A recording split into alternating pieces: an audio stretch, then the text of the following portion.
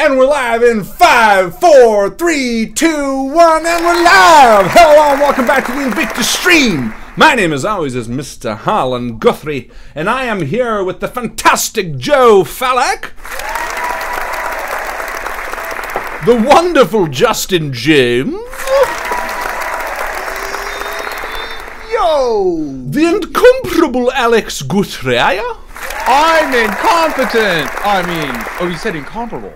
and we are here with chapters of the Undefeated Episode 2. That's right, ladies and gentlemen, it is Episode 2 of our long-awaited and long-expansive game, Chapters of the Undefeated, the D&D 5e extravaganza put together by the talented Joe Fallak and the wonderful Justin Thomas James. A round of applause for them. Thank you. Guys, this game is something new that we're doing this year in 2018. This is a continuing adventure, meaning that we're going to be playing this for the foreseeable future. So I hope you are enjoying it because we are having such a great time already playing. You know what that sound means? It means it's the 18+ warning! Woo! Warning! Warning! Warning! The following content may contain mature subject matter which may include, but is not limited to, strong language, describe violence, describe nudity and sexuality, describe grisly images, and other elements that may not be suitable for some viewer audiences. Viewer discretion is advised. That's right. It's an 18+ show. It took a while to do, but it's an 18+ show. If you're not comfortable with jokes about pee-pee and poo-poo, you know what? Don't watch. This is definitely not your cup of tea. But before you close that video, you make sure to like the video. In fact, anybody watching, please like the video right now. It makes me feel happy. It gives Justin his granola bar for the night. Justin, did you get your granola bar yet? No, that means it hasn't had enough likes. So please like the video so that Justin can eat. It makes us feel very, very special. If this is the first time watching the INVICTUS stream, welcome. Episode 1 was just last week, and this is a fantastic series to start with. So go back and watch that. We'll wait. We won't. We're not going to wait. Well, they can pause the video, watch a 2.5 hour video, and then unpause right there. So welcome back. I'm glad you caught up. That was a lot of fun. If you are not part of the Facebook group or subscribe to us on YouTube, please do both right now. Subscribe to us on YouTube because that's how those pellets actually get sent to Justin. But more importantly, it's how you find out when we're doing streams, and sometimes they're off the cuff, so it's a great place to go. Also, if this is your first time being a part of the Facebook community, go right now to the Facebook group and join. It is where all the cool people hang out. I should know because I'm not there. So thus, the cool people must be there because I'm like a magnet in reverse polarity. Oh. That's the one. I didn't do it. I didn't make myself. Kids. But sincerely, go join the Facebook group. It's a fantastic place where people can talk and hang out and share stories. And man, we had so many great posts this week. Hilarious stuff by a lot of friends of us. Of ours. A few shout outs have to go to the extremely talented Rob from Queensland. Rob Donaldson, I think. Donaldson or Davidson? Yes. Donaldson. Donaldson. Sorry, I was talking to him today too. Who just does fantastic artwork always, and he's graced us with a few of his fantastic renditions. And most recently, he sort of did a pixelized version of us from the photo shoot we did. So huge shout out, not MVP, but a shout out to Rob for doing such a great job. I say not MVP because he is this good of a guy, because he specifically said, you know what, don't worry about giving me XP. He said, I can't watch live. He said, but I just want you guys to know I appreciate what you do so much that I just enjoy sharing this kind of stuff. So, I know. So well done, Rob, just for being a fucking cool guy. Hey, is it just me, or is Harlan a robot? Harlan's turning into a robot. No, am I? Is it happening again? Yeah. You are. You are. Oh god damn it! It's the Matrix. I don't want to be a robot. Have we done this? I don't want to be a robot anymore. Is my volume going down? Is that why? No. Just like you're a robot. What does it sound like? It sounds like you're in a really, really thick snowstorm. In a thick snowstorm. God damn it! Has it been doing it the whole time? Here's a good example. Justin, talk. I'll do the static. This is me talking, and that's pretty much exactly what it sounds like. You know what it's kind of like? It's like the digital equivalent of having lots of phlegm in your throat. It's just really Alex like on the drums crackly. tonight, by the way, with the badum-ching, and now with the sound effects of any really well, wasn't even I deep. don't know. Maybe am I too high? Maybe it's too high. Maybe the No. volume's I too high. don't Maybe think it's so. burning. I think it's like Yeah, I'll be right it back sounds again. like a connection thing. It could be like internet connection type thing. Maybe internet. Well, you know what? I'm just gonna power through because whatever, and I don't give a shit. I can't hear me, so you guys figure it out. Good luck. Well, Anyway, I don't think that's a good idea. fine, don't know if Justin, that's gonna take work. over the intro. Okay, well, What's he gonna I would like to give a big, huge shout out to the namesake of our stream right now. I think. Oh wait, no, never mind. For the past 2 days, we've actually not been the Invictus stream. We've been the David stream. So a big shout out to. Wait a minute, David. hold on. They say I sound fine. This is all you guys. They're all being like Really? he sounds fine to us. Yes. So it's your problem. Good luck. I'm sorry, I interrupted what you're saying. I wasn't even listening. I apologize. You're Continue. interrupting my tribute to David. I'm sorry. The David. Yeah. Yeah, and some people took part in a David PNG competition, and you were We're giving a doing shout that. out to Rob Donaldson. Is that Yeah. is it time? Is it time Heard to that? announce? No, not yet, not yet. Listen, Oh, is there still time? I kind of want to do a shout out because the David stuff is I want it to go for another week because I find it so hilarious. But right now there is a within the Facebook group there is a Photoshop contest that we're having for David. We all know David. He's the most handsome member and the most talented and the most godly member of the stream. And if you don't know him, you got to know him. And we're doing a Photoshop contest right now. Everybody is like leaving. This is so distracting. But we're doing a Photoshop contest right now where you can take images of David and put him in hilarious, silly different ways to see what kind of stuff is going on. Does it sound better to you guys? No. No, So distracting to me. Not at all. I feel like we're just nuts because the whole community is saying, "No, it sounds fine. He's good." Well, A voice I'll of tell you. smooth pudding. The voice of smooth pudding. Oh, That's wait a the minute. best Let me kind of think for a pudding. second. Output, maybe. No, I have to keep it that way. Oh, it's robot voices toggled on. I feel like I exited and I came back on and it fucked everything up. It was fine Was it before we you? started streaming, wasn't it, for both you guys? Yeah, I was totally fine before we were streaming. Okay. Well, it was maybe all. Why don't we all try quitting and just leave Harlan by himself, and then that's fine. join Okay, back? bye.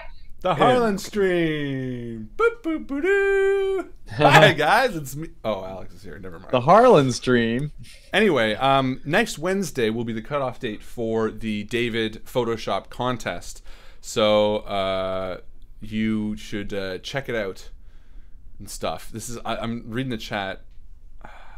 I hope it sounds okay to you guys. Yeah, it sounds good. So anyway, David is the member of the stream that does stuff. Anyway, Sounds Photoshop perfectly contest. fine to a lot of people. So It doesn't sound fine to you. Can you like understand me at least? yeah. It's just annoying. It's a Canadian thing. Everybody outside of Canada can hear it fine. Does it just sound frustrating, I guess? Does Yeah. it sound bad to you? Yeah. Sorry. It's just frustrating. It's Don't worry like- about it. Just Yeah. let's just go on. We'll be fine. We'll just imagine that's how your character sounds. Yeah. Well, maybe I can restart my audio engine. Maybe I'll try that real quick. So, Yeah, do that. Justin, take over for a minute, I guess, of whatever I was talking about. I don't think I was talking about anything. Well, we Wow. were talking about the Facebook group. As you can hear. Oh, I can hear myself now. Holy fuck. Weird. And you're doing robot now. I'm And doing now- robot now. Yeah. And I'm doing robot now. And I can hear voices too. What's going on here? We're all going insane. Oh, no, I think it's better now. Even I though think Harlan's been messing with some settings. is there like- Yeah. Guys, this is why this is a free product. Yeah, I was just about to say. Testing. But no, you're still bad, Harlan. Do it Ah. again. Testing. You're Yeah, so bad, Harlan. Damn it. Am I crackly still? No. No. Okay, I'm not. All right. Well, okay. So Harlan was talking about the Facebook group and stuff. And one thing that we do on the Facebook group is something called MVP.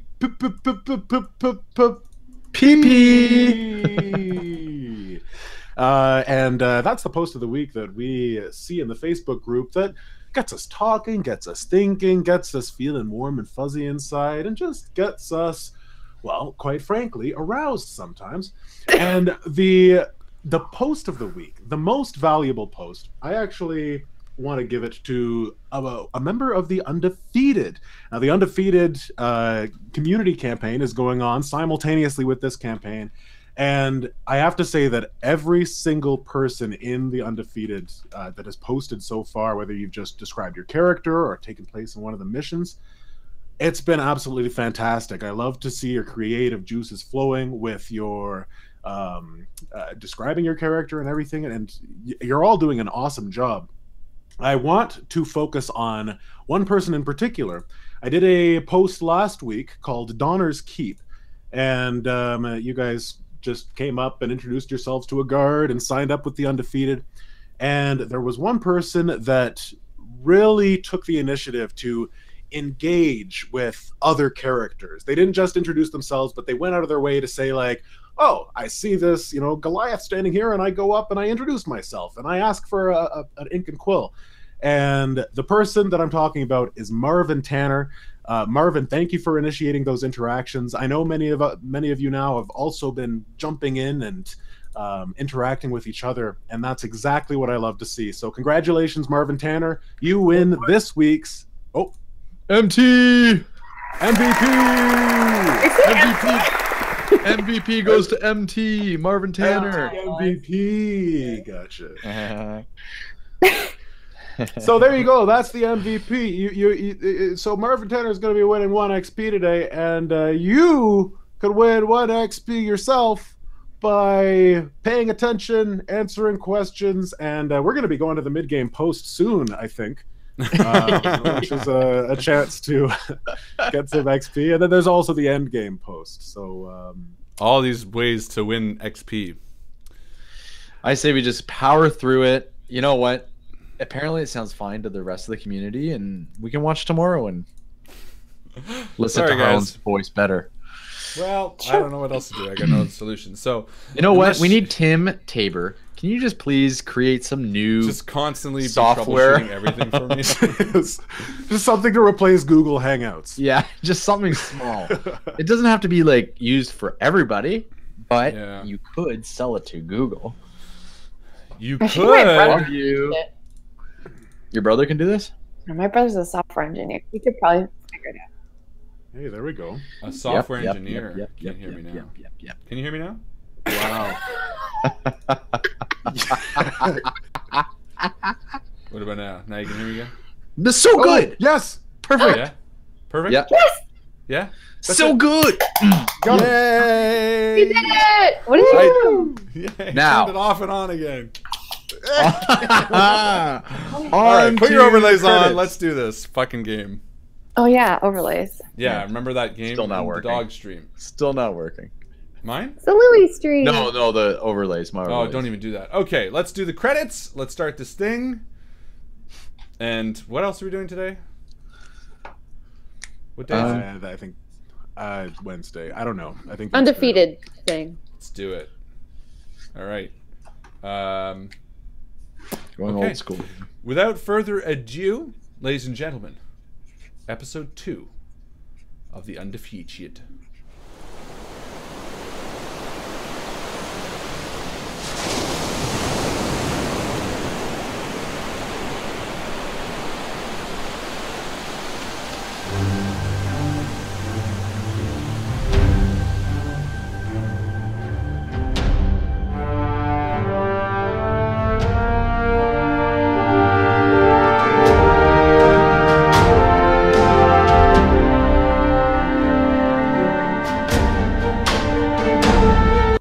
Nope.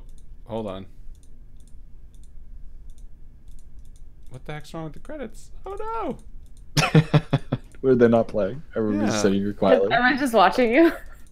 No, they can't see me right now. But for some reason, they're not working. That's weird. Weird. How disappointing. And that's the day the RPGs ended. Pretty much. No, it's okay. We'll just replay the credits from episode 1, and I'll just edit the thing after. Here we go, ladies and gentlemen.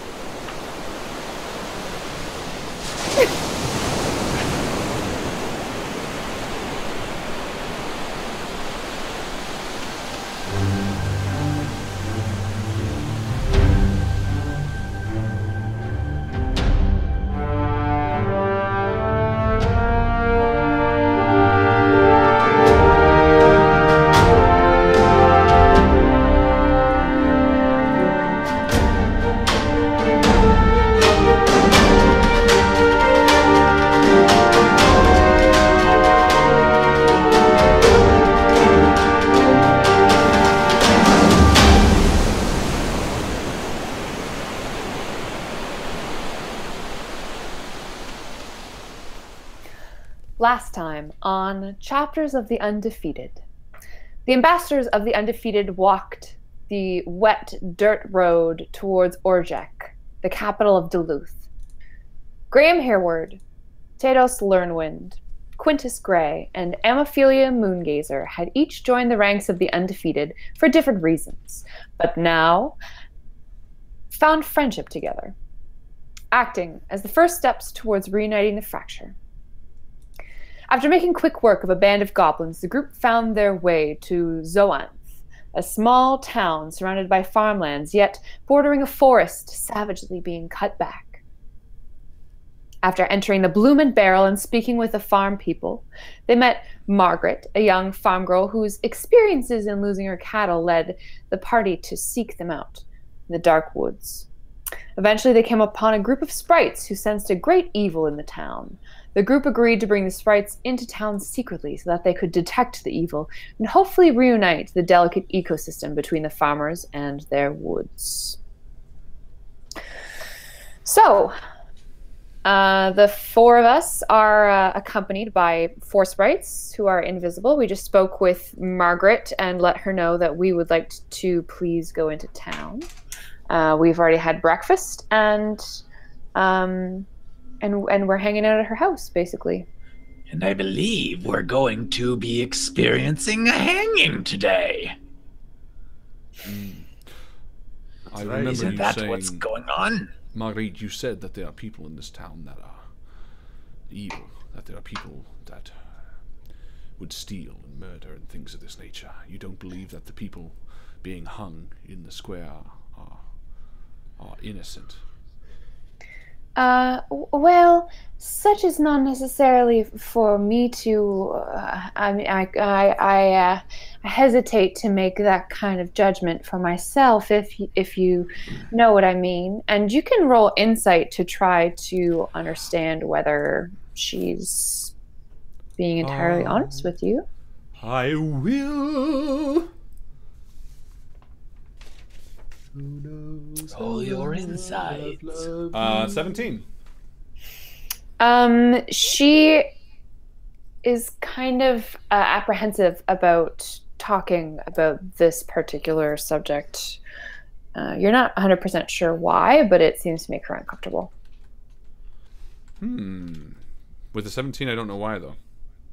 No. Why would... I mean, it wouldn't be clear on her face, like, oh, it's because of her history with X or whatever. You know what I mean? But you can tell that she's being honest with you, but she doesn't want to talk about this anymore. Okay. Well, I do believe that we should probably speak with the mayor, right? She'd have all the information. Oh yes, Mayor Leslie Timkins.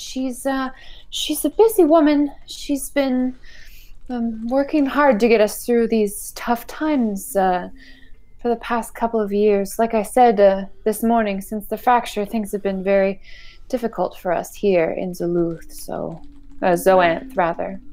Yes, perhaps we should talk to the mayor. She might know some...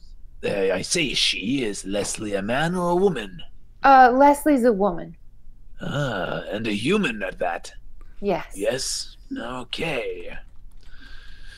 Interesting. Where would we find Mayor Leslie? Well, she typically oversees the executions when they happen, so that's the most common way to see her out and about.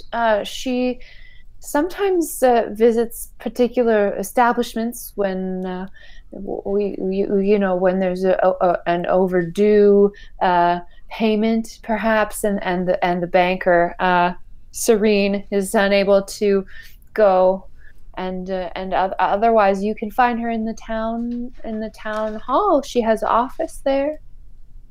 Now, while Tadus and Leia, or not Leia, Marie are speaking, I'm going to turn to Graham and whisper in his ear and say, maybe this would be a time for the sprites to, with Maria? Marguerite. Pardon me, I'm horrible with names. It's all right.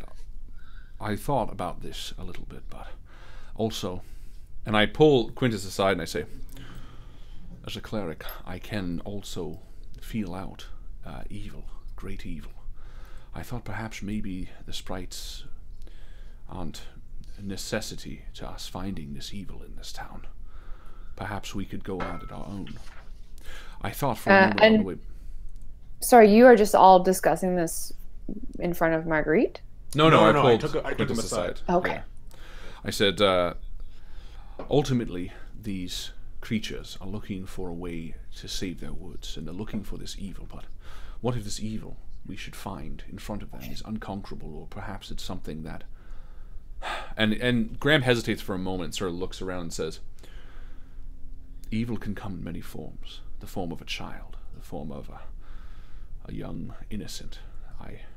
I hate to think that we promised to destroy said evil if it could not be destroyed by my hand. Well, I can't believe that it could be a child. I mean, truly, you think a child could be so evil as to murder someone? There are evils beyond what you and I can both imagine, Quintus. Believe me. And at this, I turn towards Graham, Quintus, and Leah, and I say, Perhaps we should go and find the mayor at the hanging. We might be able to, you know, investigate a little bit more. and he gives this awkward wink with his eye. Gross. Sorry, the banker's name is Serene, you said? Yes, Serene Crawley, Ooh, like Aleister Crowley. I suppose. Like, And James Crawley. so unless there's anything else you'd particularly like to do, we can head out. Yeah, I want to give Marguerite... is she coming to the hanging? Yeah, she'll be with you. Okay. Yes, I do like to make an appearance. It's beneficial to be seen at these sorts of events. She kind of like... Why is that the case, Marguerite? Oh, well, you want to be seen as someone who supports the seeking of evil, and it's being driven from the town. So these kinds of punishments, it's not mandatory by any means, but it's good to be seen as being someone who's on the correct side of the law, if you catch my meaning. You make it sound as if there are people who hunt down this evil and maybe have been wrong in the past. And I want to do... I guess I can't do another insight, can I? Not unless there's something different that you're looking for. Well, it sounds like sort of a inquisition of sorts, where they're like pulling people out of the streets and like forcing them to renounce or something like that. Like being seen at a hanging, such a grisly thing, sort of sounds like Salem witch trial-esque, where like people might not have a just system of justice here. Mm-hmm. Can I sort of maybe look for insight into maybe how the justice would come about? You could ask her. I will. Marguerite, how exactly is your system of government? How is justice brought to those who are found guilty or suspected of a crime? Well, I don't know very much of those things, but I do know that, well, the captain of the guard is typically responsible for the overseeing of the arrests, or else, I suppose, he would give orders to the other guards. I'm sure you've met some of the guards when you're coming into town yesterday. We met Richard, I think it was. Yes, Richard the guard. He's my very favorite guard. He was very nice to us, yes. And I guess otherwise, well, the mayor would probably be part of that. We don't have any judges or anything like that. It's such a small town. So who acts as judge? Well, that would be the mayor, and then obviously the captain, and also Serene sits in, and between the three of them, they sort of mete out justice, as it were. So you don't have a say as a villager? It's just these three. Well, you're free to bring any grievances that you have against anyone in town to the mayor, if you have any such a thing. And what if I were to bring a grievance to the mayor about someone like you, for instance? Someone, not that I will, but what would happen? Would you just get hung? It doesn't seem very fair. Oh, well, the captain of the guard, Rowan, he is quite a thorough man when it comes to the investigation, or so I'm to believe. And of course, all the guards also conducted whatever sorts of, I imagine. Have you spoken to these Serene and Rowan and Leslie? Do you have personal acquaintance with any of them? I mean, well, I'll see Serene here to collect the taxes every month or so. How many hangings have happened in the past week or 2 weeks? Well, let's see. This in the past 2 weeks, this will be the third. 3 hangings? Well, yes. In 2 weeks? Is that a lot? Yes. I believe especially so. in such How much a small evil do you town. have in your town? Goodness gracious. Great Well, I bolts of suppose fire. all of this hardship makes people go crazy. I I don't would know only if that's imagine. the case. No, I don't necessarily believe that. People are genuinely good and just. I feel like something is off here. With only 3 people presiding over the lives of so many, not so many people should be hung. Now, you said you have personal acquaintance with Serene. I want you to tell me, Marguerite, do you think she is a good person? Does she strike you as off? Does anything seem uncomfortable about her? Well, she might. I mean, a good person. Sure, she might be a little bit crusty, or maybe a little bit zealous in terms of her duties. But otherwise, yes, a good woman. And what of Leslie, with so much power in the town? Do you have no connection with her? Have you ever spoken with her personally? Well, she came after my husband died to, I mean, she came to the funeral and she gave me her well wishes. She's been well loved in the community, re-elected a number of times. You already spoke highly of Rowan. You said that he was just, that his way to condone these things, to work them through, rather. Well, yes. I feel like because Rowan is in charge of the guards and they keep us safe, he provides a very necessary sort of strength to the town. Why are we still standing here talking? It's going to happen any minute. Oh, goodness. And I look out the window. Yes. And as we look at the window, we realize that the weather has shifted since we left this morning at the crack of dawn when you went into the woods and you found the cattle for Marguerite. Now there's a fog rolling in over the town, and dark clouds are kind of gathering on the horizon. I do not like this. Does this remind you of anything? Does it happen often where the clouds roll in at this time of day? No, not particularly. I mean, it's spring weather, so it'll probably, she sticks her head out the door. It's probably gonna rain. I'd agree with her. That's what it reminds me of. Weather. I say we go. Right, let's leave. We still have the sprites under our jackets, right? They're not under your jackets. They're just invisible. Oh, so they're floating Flying around us. Yeah. You recognize Put the apple down. you recognize the sound of their wings flitting, and you can sort of pinpoint where they are in the room, especially you, Graham. But Marguerite seems not to have really noticed them too much. She's I don't know, maybe glanced over her shoulder once when one flew by, but otherwise seems unperturbed. I asked Marguerite, how far is the actual spot? Oh, well, I suppose you didn't really see the center of town when we were walking through last night because it was so dark. But it's not far, maybe a 10-minute walk from here. All right. And I take a gold piece out of my personal money and I put it on her counter and I say, "Thank you for your hospitality and for helping us when we needed a place to stay that was warm. Even though we retrieved her cattle, she did give us sort of a roof over our heads, and she seems like she probably needs the fucking money." Yeah. Yes, I agree. Thank you very much.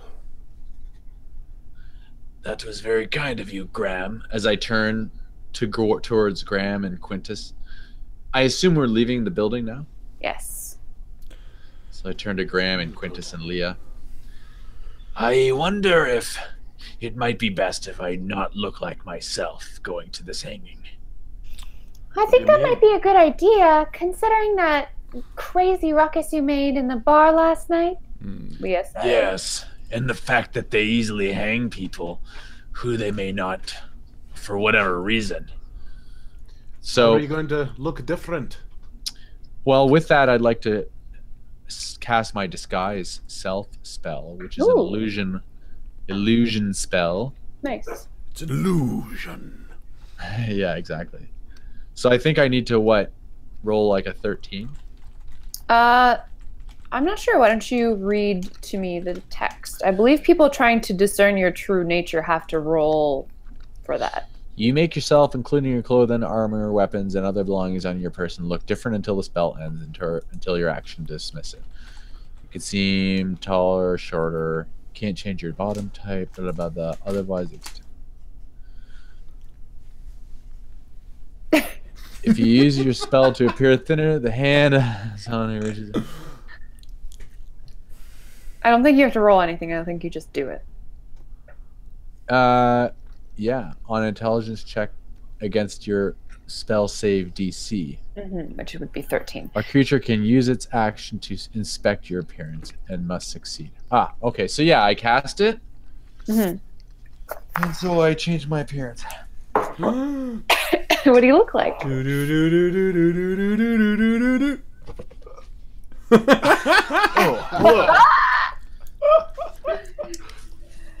And Marguerite. Yeah,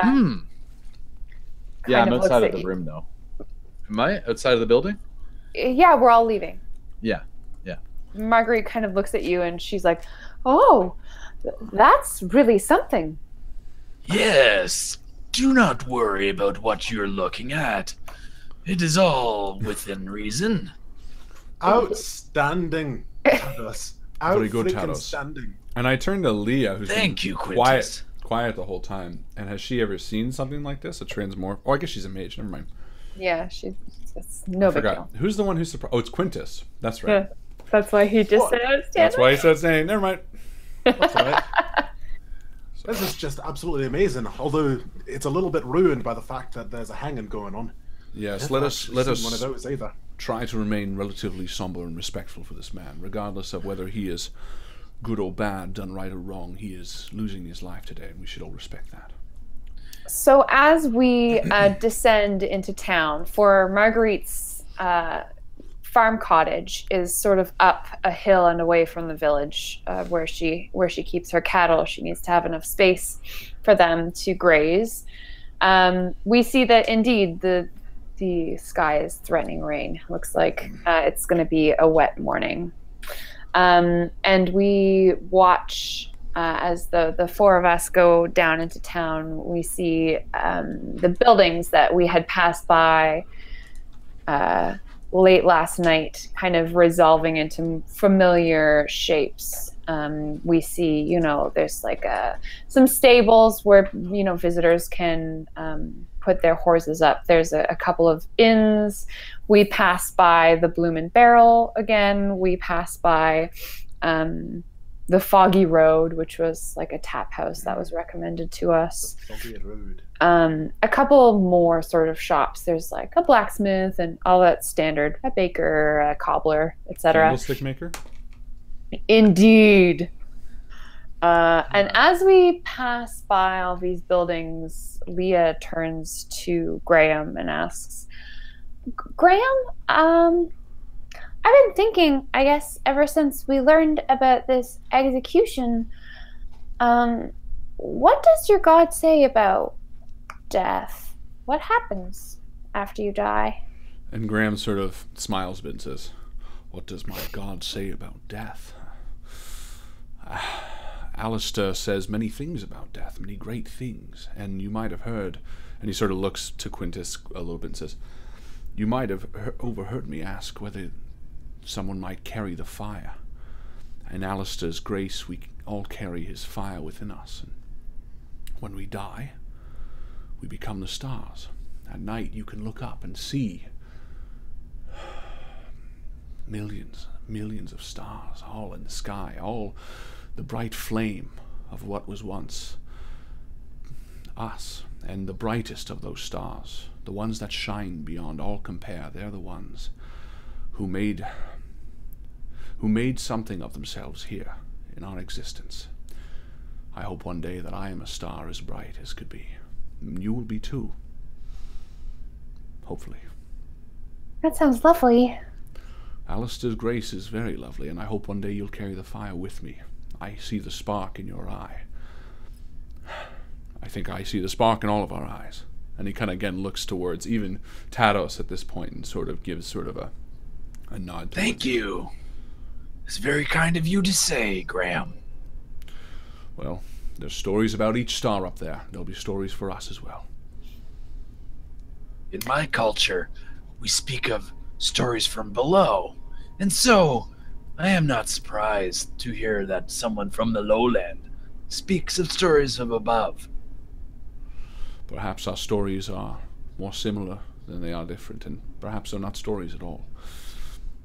I would think that what you are saying is very much true. It is to me.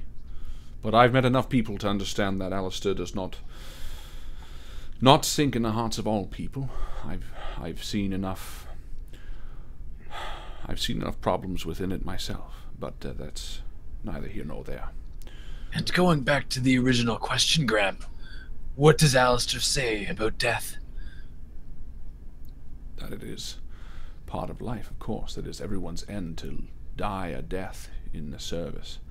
These ideals of devotion and mercy, merit and penance, these are the ideals that we must each strive towards, and those who accomplish those to the best of their abilities are the brightest fires in the sky. Well, I have to hand it to you. You're really putting me in the mood for this hanging. You've really made things quite dour talking about death and all. Well, ultimately we should be relatively somber, of course. A man's life is about to be taken. Agreed. Mission accomplished. Jeez. And as we enter the main square of the town, the skies open up. There's probably about 80 to 100 people gathered here. So it's pretty crowded. And in the middle of the square, there is a gallows. It seems to be well used, kind of weathered but sturdy looking structure. Atop the gallows, there is already a man standing with, I suppose, kind of ratty looking clothes. And then beside him, there is someone who you would presume to be the captain of the guard based on the way that he's decorated. Rowan is a tall and stout man with, let's say, curly red hair. And beside him, we have a woman who is standing very straight. She's got kind of cropped, short white hair and like a long blue cape tied around her neck to protect her from the rain. She looks very well dressed. Most probably this is the mayor, Leslie. And she's reading from a scroll. We catch kind of the tail end of what she's reading out. And these are charges against this criminal here, who we have come to understand is guilty of the following charges. This is Leslie Horse reading them right theft. Yeah. now? Okay. Yeah. Sounds like Marguerite. Oh shit. Well, I don't have very many voices. Just kidding. No, it doesn't. Go with it. It doesn't at all. Continue. The I'm just attitude's kidding. completely different. Yeah. Horse theft. What else is this guy guilty of? Not paying enough taxes. Can I roll insight on her while she's reading this off? Yeah, absolutely. Okay. 23. Sorry, Okay. 22. She seems very self-satisfied. Like she's sort of got a personal grudge against this person? No, she's just like pleased that she's doing this. I'm gonna eye the person on the stage. What do they look like Um, on the gallows? yeah, this dude is like pale, obviously, muddy, skinny.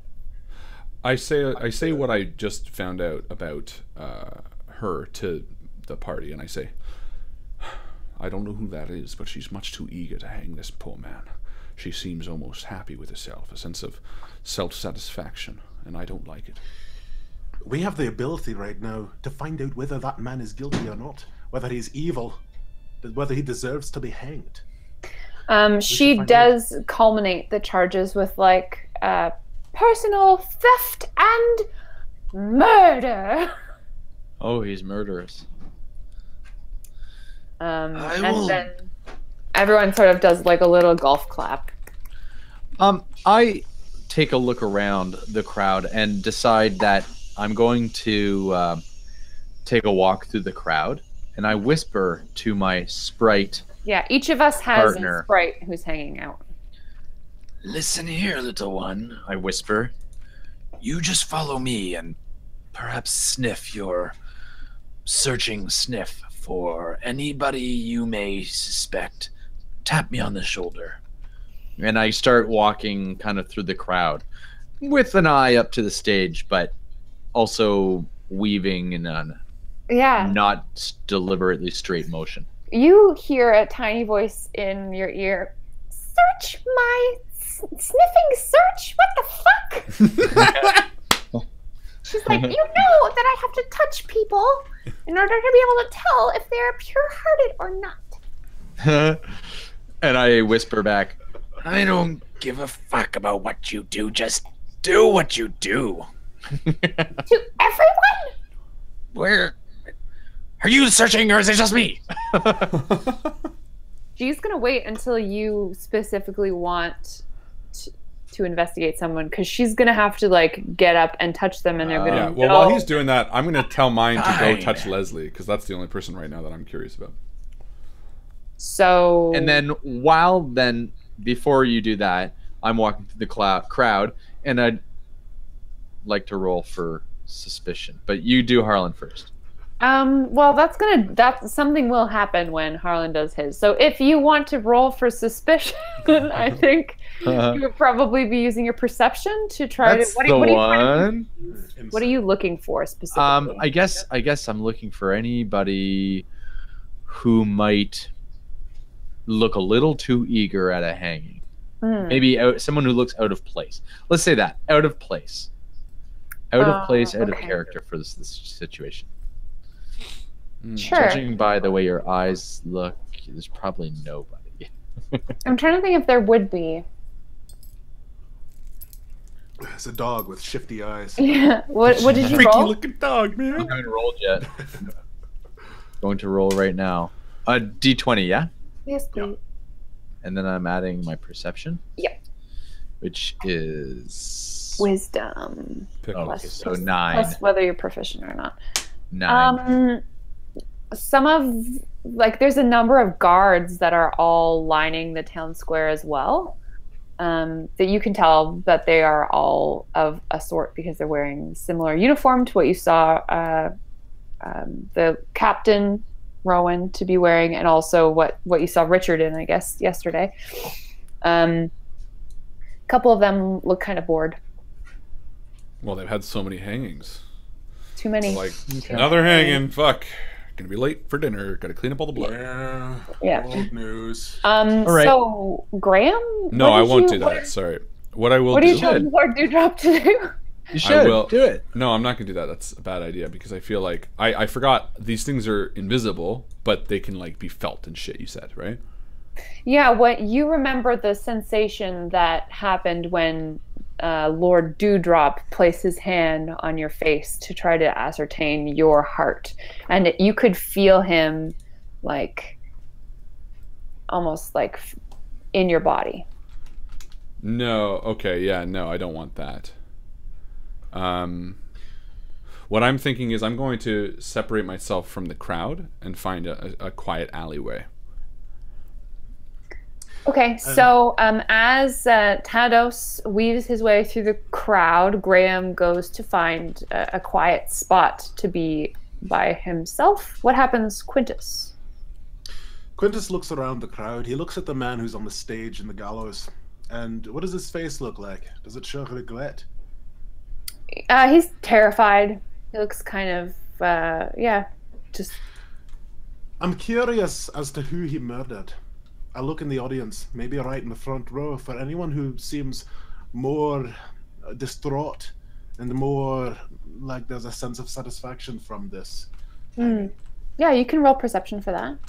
All right. Let's see. I don't have much perception. Now, if I wanted to use, I've got some inspiration from the community given to me earlier today. Able to roll with an advantage on this. Absolutely. House Lancaster has 2 opportunities to use advantage tonight. I will use one of them right now. You may. And I rolled like shite on both. What did you roll? I rolled a 7 was the best one, and a 2 was the one. No. Oh my god. I don't know. Everyone's pretty pumped. Everyone's pumped. Yeah. Well, then it's difficult to tell. I look at the man, and nothing comes to me. So a couple of moments go by as Mayor Leslie allows all of this to sink in, and she says, "The sentence for these crimes is death by hanging." And then she looks all around, and there's like another little bit of a golf clap.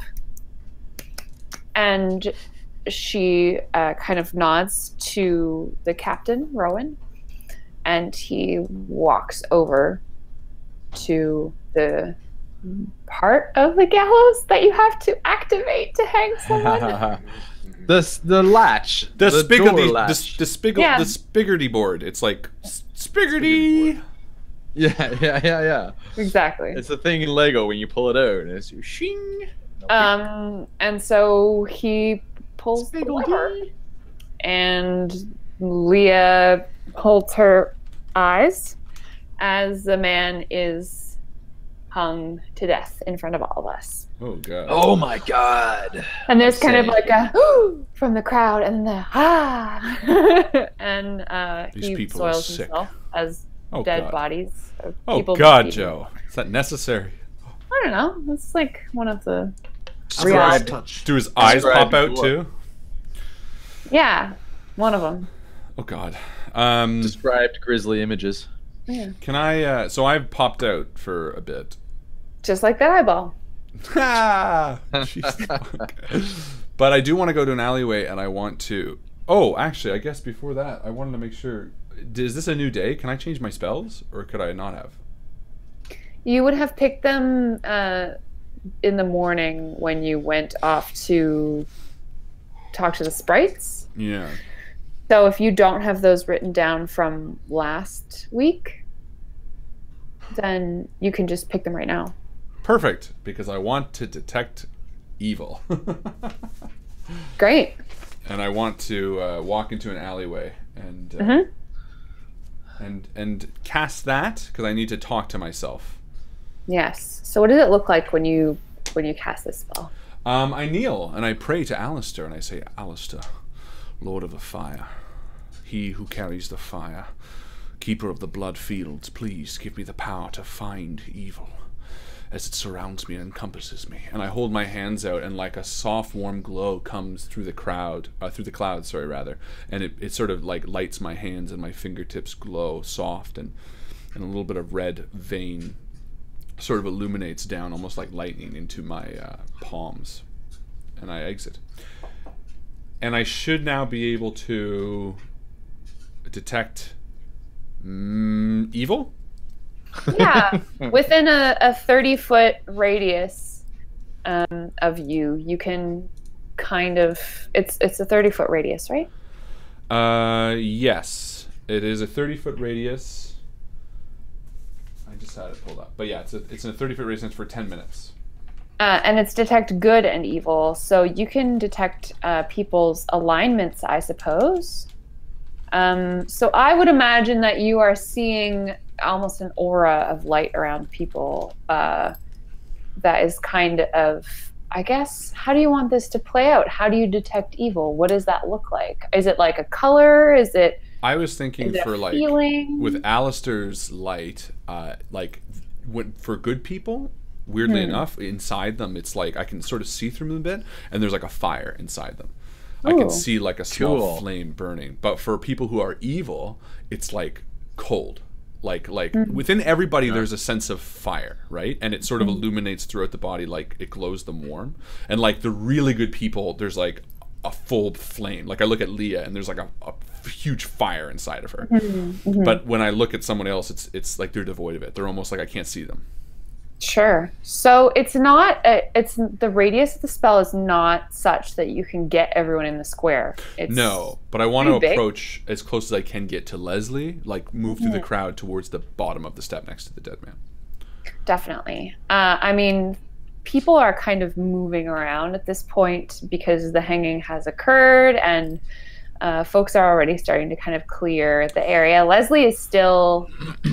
hanging around, and as you pun intended, because she's just she's maybe like speaking to a couple people that have come up and want to grab her before she goes back to the town hall. And so as you move through the crowd that's started to like boil around you, as people start talking to their neighbors or heading off to do whatever it is that they do after hanging, you watch as you see these beautiful lights, some of them radiant, some of them dim, some of them not there at all. And you kind of get a sense that this village is full of the kinds of people that you would expect in any village. Some people who are missing the flame, you can see hardness in their eyes. People who maybe are only interested in protecting themselves, or people who don't care about causing others pain. These are evil people, and you're used to seeing them in the world. And as you approach the gallows, you note that Leslie, she does not have a flame, or if she does, it is very small. So for the purposes, I know I sort of interjected this system, but in a black and white sense, if this system weren't there, is she evil or not? Just to make sure I know. Is she evil or not? Because it's supposed to tell me whether it's not meant to be a grayscale. It's meant to be a good or bad type thing. So tell me specifically what you detect. You're detecting alignment, yes? Let me read it out so that there's no confusion. For the duration, you know if there is an aberration, celestial, elemental, fey, fiend, or undead within 30 feet of you, as well as the creature. Where is the creature located? Similar, you know if there's a place or object within 30 feet of you that's been magically coerced or desecrated. So it has nothing to do with alignment. Oh, I guess not. Oh. Maybe that's more. None of that happened. Never mind. What are the? That's okay. I guess I read that wrong. Never mind. But I get to find out who's evil. Hey, there's an undead monster under there. Just the guy goes. If there's like a fey, fiend, undead, so it says fey, right? There are 4 fey with you. Those sprites are fey. So what did the sprites actually be able to? What can they detect? They have to touch people. They can detect what is the specific reading. They have something called heart sight. The sprite touches a creature and magically knows the creature's current emotional state. If the target blah blah blah, the sprite knows the creature's alignment. So that's different than what you can do. That's much different. Fair enough. However, it goes through wood, etc. Yes. Yeah. So as the crowds are milling around, and it takes you a little while to get to where you need to be in kind of a way that's not going to seem like you're just charging up to the front of the crowd. Mm-hmm. I will say that you notice that there is a fiend. And that fiend is currently in a building that is directly behind the gallows. But you cannot identify that creature because you are detecting that is where it is, but you don't know. Accidental benefit. Yes. Oops. Right. Hey guys. Right now, you have the mayor in front of you, so you know that is not her. Nice. And is Rowan and Serene in here? Those two people have already left. Did they go to that building? You were not sure. You weren't watching them. You were very excited about Leslie. I turn. Yeah. Okay. Never mind. Let them do what they got to do then. Interesting. Accidental. Yes. So, Quintus, let's hop back to you. What have you been doing? You saw Graham pop out and then sort of make his way towards the front of the crowd. Yeah, and I saw it in kind of a haze. I was right at the front of the crowd when the hanging actually took place. And Quintus is actually pretty flabbergasted by what he's just seen, and he's staring at the corpse that's bobbing back and forth. And he's staring at it, and every now and then he turns and he whips his head kind of to the side and he says, "No, I know we could have checked him. I know, but we didn't. If we'd found out if he wasn't evil, what was I supposed to do? Stop this entire thing? No, I didn't want to know." And he's talking to his... Yeah. Right. Who do you have? Lady Bluebell is like, "Yes, well, no, but it could have been very difficult for me to get up there, and you realize that once we touch the person, then we become visible to all, and really there's a very anti-sprite sentiment in this place." Yes. So yes, that would have been really important to know. I'm glad we knew that now. I know. Okay, it would have been a good idea. Maybe I thought, but thank you. You're right. I didn't do anything wrong. I couldn't have saved this man, even if he wasn't evil. And I turn and I see Graham poking around, and I turn back. I say, "Where's Tados?" And Tados, where are you? I'm walking in the crowd, but you obviously don't recognize me because I don't look like myself, and you've kind of gotten used to the horned beast that you're used to walking around with. So I think at this point I'm just kind of wandering around talking to myself, or the sprite on my shoulder, but everybody just thinks I'm talking to myself. Yes, but how come you can't touch everybody? It doesn't make any sense to me. Why wouldn't you touch them? Or them?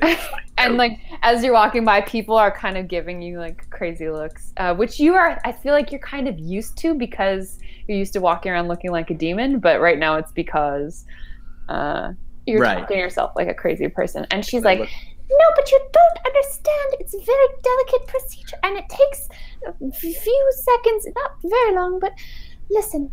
And so she's trying to help you understand. I understand. Okay.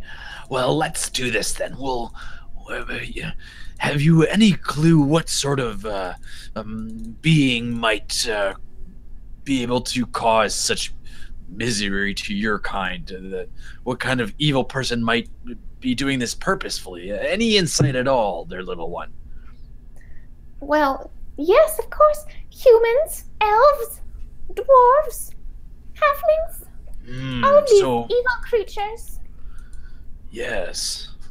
Everything except for... What are they considered? You said it earlier. It starts with an F? No. Sprites what they are, but they're in a class of Oh, They're they're not fae. humanoids. Fae. Yeah. So anything other than you, Faye. I say to the little sprite.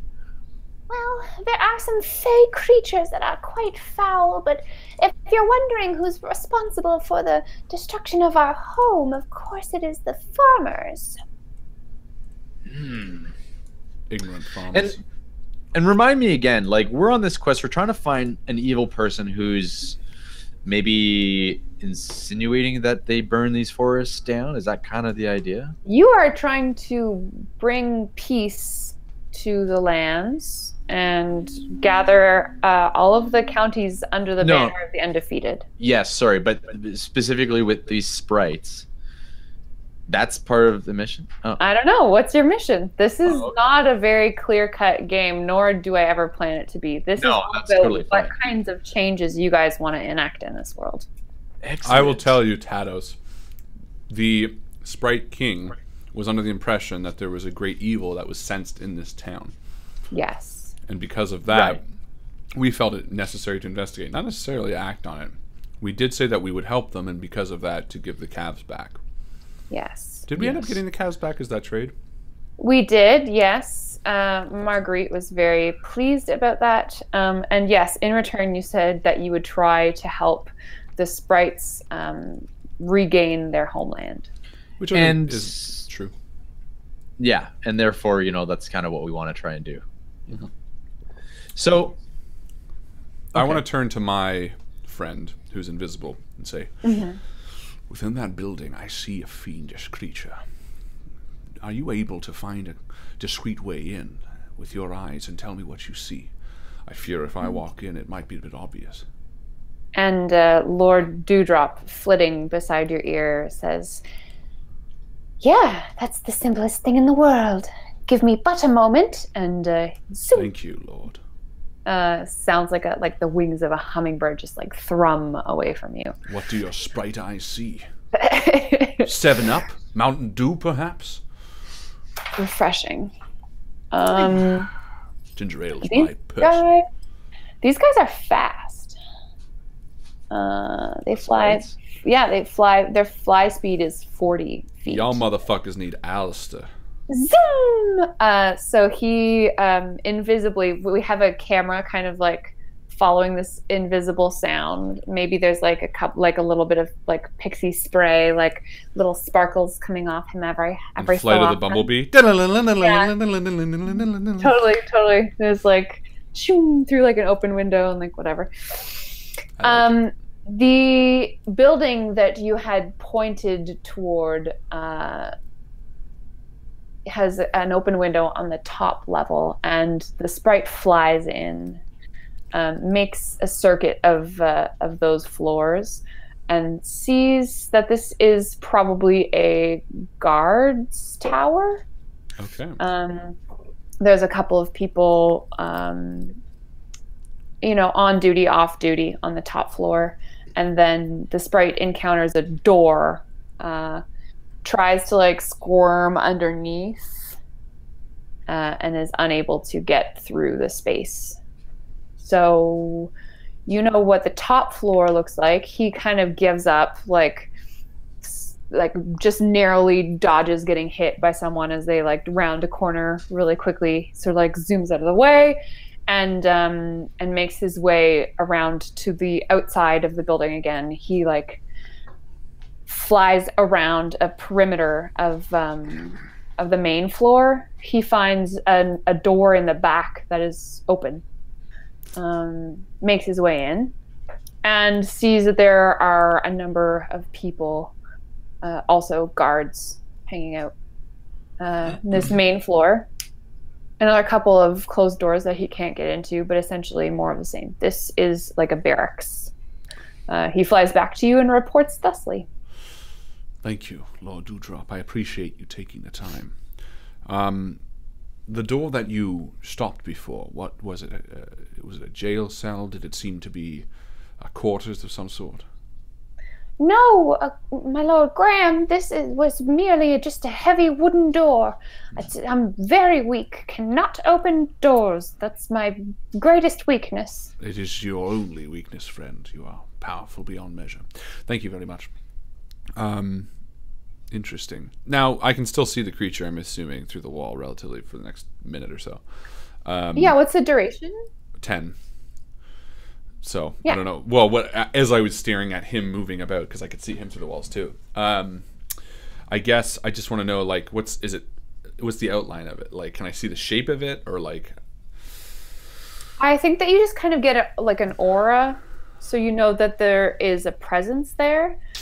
I feel like if you were actually to be in the same room, you would pinpoint the creature easily. Interesting. Okay. I walk over to Graham now that the rest of the crowd has kind of cleared the area, and I guess Quintus is kind of over here as well, yeah?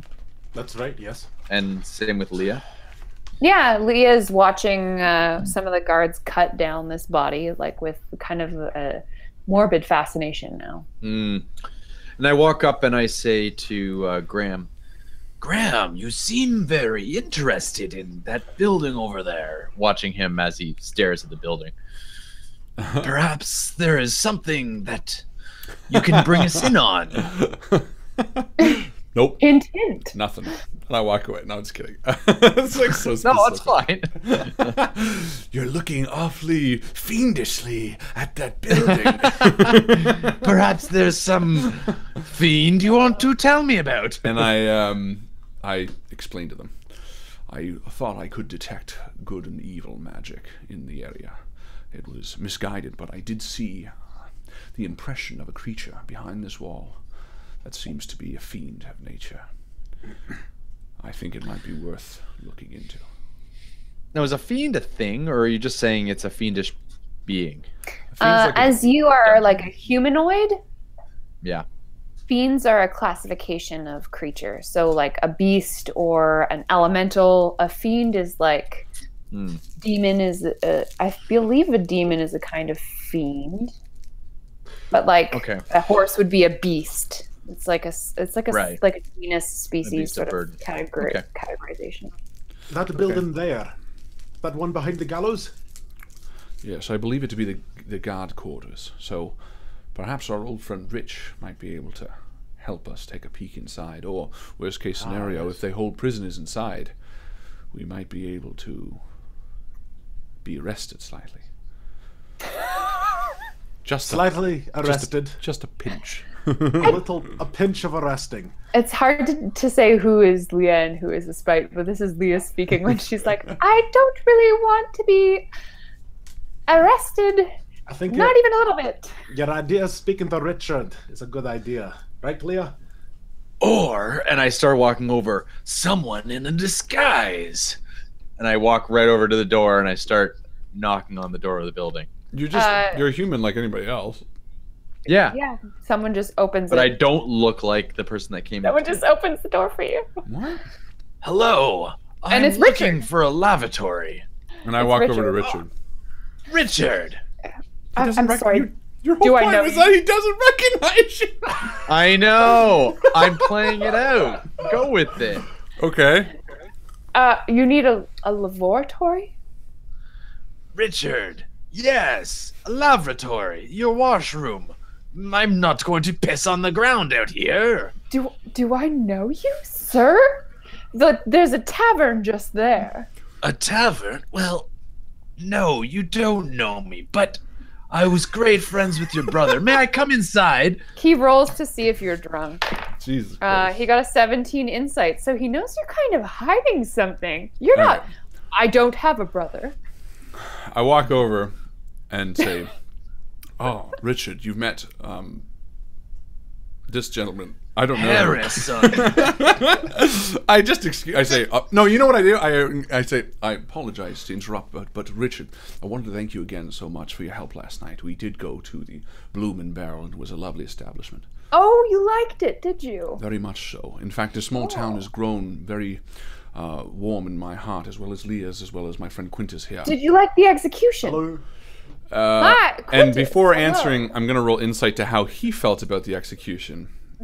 Because that's how you make friends. You lie about you could definitely 15 You lie. 15. Tell them you what lie to do. you lie about your common interests, and then you know, 6 years later, you. That's how the Invictus stream starts. Right. I like It's a role-playing games. I like them too. Game of intrigue. So 15. He's kind of bored. Bored of it? He's like, no, he figures you kind of get the perspective that like he figures you're from the country or somewhere else, and that like you don't get to see this very often. So like maybe that was a big deal for you, and he's like, oh, did you like that? And perfect. I play into it. I say, it was definitely moving. It was something interesting that I will never forget. But there is so much that I am keen to learn coming from the country. I'm so interested in how these buildings are constructed. Is this the guards' barracks? Yes, it is indeed. How many of you can sleep inside, and where do you keep your provisions? Do you eat here or on? And I just start like asking questions. And he's like, "You're not from around here, I suppose. Are you a man of the cloth?" Very much so. I follow Alistair's light and carry the fire with me always. He's like, "Well, I suppose a tour wouldn't hurt." If it's not too much trouble, I'd love to. Would my friend Quintus and Leah be able to come as well? Yes. And then he looks at the guy in the hat. Don't flip me off. You went in with... How am I supposed to justify that? And might you have a lavatory? No, you did it. You messed up. We do. I didn't mess up at all. We do have a lavatory. If you want to walk around the corner and switch back to Tados, I will include you. Excuse me, I'm talking to Richard. Okay. Richard's I'm like, talking to you. we do, yes. And he sort of looks behind the door and kind of waves at his colleague. And his colleague comes to the door, this like kind of like burly man with like a great big bushy beard. He's like, my colleague here will escort you to the lavatory. Okay. This is also Richard. Excellent. Hello, Richard. You must be Richard M. Hello. I turn to Leah. You need to piss, hey? I do, yes. And so I follow Richard. And Yeah. tell me I go a different way than the others. You do. But what does Quintus say to Leah? I just say, wow, these are some guards. It's really easy to get into this tower. Everyone's named Richard. I don't understand. It's You'd really think they'd hire poorly someone written. else. It's Poorly the indeed. Tower of Richards. I believe it's a beautiful place. Indeed. And so as we are all somehow permitted entry to this guard tower, part of us under false, I guess all of us under false auspices, Tados is being led in a different direction by a far beardier Richard, and we are being brought through to, I guess, the main guard room of the guard tower, where the guards are. You know, the guard room. It becomes apparent to Graham exactly where his spell is. What is it? What do we call it? Detect You're having like an aura. It becomes Ah. very apparent to you exactly where the source of this aura is. It is coming from the captain of the guard, Rowan Estal, who is merely having a discussion with a couple of other guards. And we're gonna go And to the with mid-game pose. That's right, ladies and gentlemen. It's the time where we stop the action and we jump over to the Discord. Right below the channel that we're discussing, you'll see mid-game post, and we're going to ask you a question, and whoever answers it correctly, we will roll and see who gets it right. I think, is that what we did last time? I guess I got to clear this chat, actually. Hold on, let me do this, because otherwise I'm going to do What this. was the mid-game post from last time? I don't know, but I'm deleting it. Name of the training facility. Okay. He's gone. There we go. Now it's clear. So, what's the Almost question clear. for this week?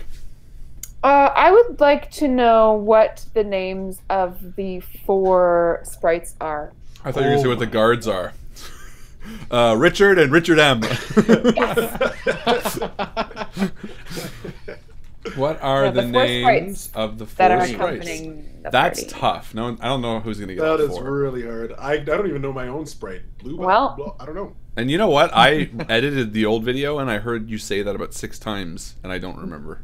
So. And I've said it a couple times already today, but it's so like frivolous that you're just like, oh, like Hey, it's these are real sprites. That's right. Is one called the hanging? it's They're Madame Daffodil words. or whatever the fuck. Yeah. Oh. So yeah, answer. It's on the Discord directly below the episode 2 channel. All you have to do is click there and name the 4 sprites, and you'll have your chance to win some experience points. Hope everybody's enjoying the game so far. I'm having a blast. Yeah, having a great Me time. too. Mm-hmm. I would like to. I just want to say like- thanks. To me? Yeah, for being such a great DM. Oh, you're welcome. I wanted to thank the people who have spent XP so far for tonight's game. We had someone influence the weather today. We had someone name the captain of the guard. Yes. And then we've been having a lot of people contribute XP towards giving us some advantages. So House Articris has 3 advantages tonight. What? Alex, if you choose to use them, you have 3 advantages. House Bryden has 1, and Lancaster has 1 remaining. Also, Dustin gave 1 advantage to the Fae, just as a general advantage, so I'm going to use that when I see fit. And I'm excited to see that come to play. And I'd like to tack on that if you want to spend XP, now is the perfect time to do it here in the mid-game post. We're not doing XP spending during the game itself, but during the mid-game post you can do it, and during the intro, and before the intro. And any day other than game night, you can spend XP. So now's the time to do it. So far we have Dorothy, Blanche, Rose, and Stella, and Curly, Larry, Moe, and Shemp. I didn't think they're gonna. I think it should be name 1. It's gonna be tough. I don't know who's. I know. Joe knows. You 'cause I'm cleared written it down. again. I think one of them was Shemp. That one I would never get. I would never get. Yeah. The third one. I would get probably the first 2. No, I would get the first 2 only. Wow. How about this? Name. Oh. Oh. They got 2 right. No, they got 1 right. You know what? Michael and Brianna are on the right path, so maybe if you just ramble in that general direction, You'll You might eventually get it. stumble Yeah, upon maybe by chance. That's like if enough typewriters are being hit on by enough monkeys, you'll get, a yeah, fellow. isn't that the? Hey, are you calling our community monkeys? No, I'm calling the monkeys community members. Hey, that's okay, by this same respect, we could write a book. Okay, everybody start typing. I'll be right back. You go. Justin and I will talk. How's it going, buddy? Oh man, I'm doing all right. Yeah? I feel like my accent isn't quite on point as it was last week, because I had just been learning a little bit about Scottish accents last week, and this week I've done no practice whatsoever. Scottish is tough.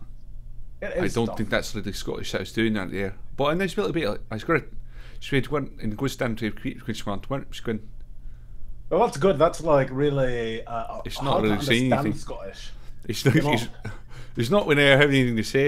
You just got to talk know, like that for a while, and then you You forget. just have to talk like it, and then eventually the Scot. You know, with learning voices, one thing I find is that we have like a voice inside of us that sometimes that You got to go to French there, lad.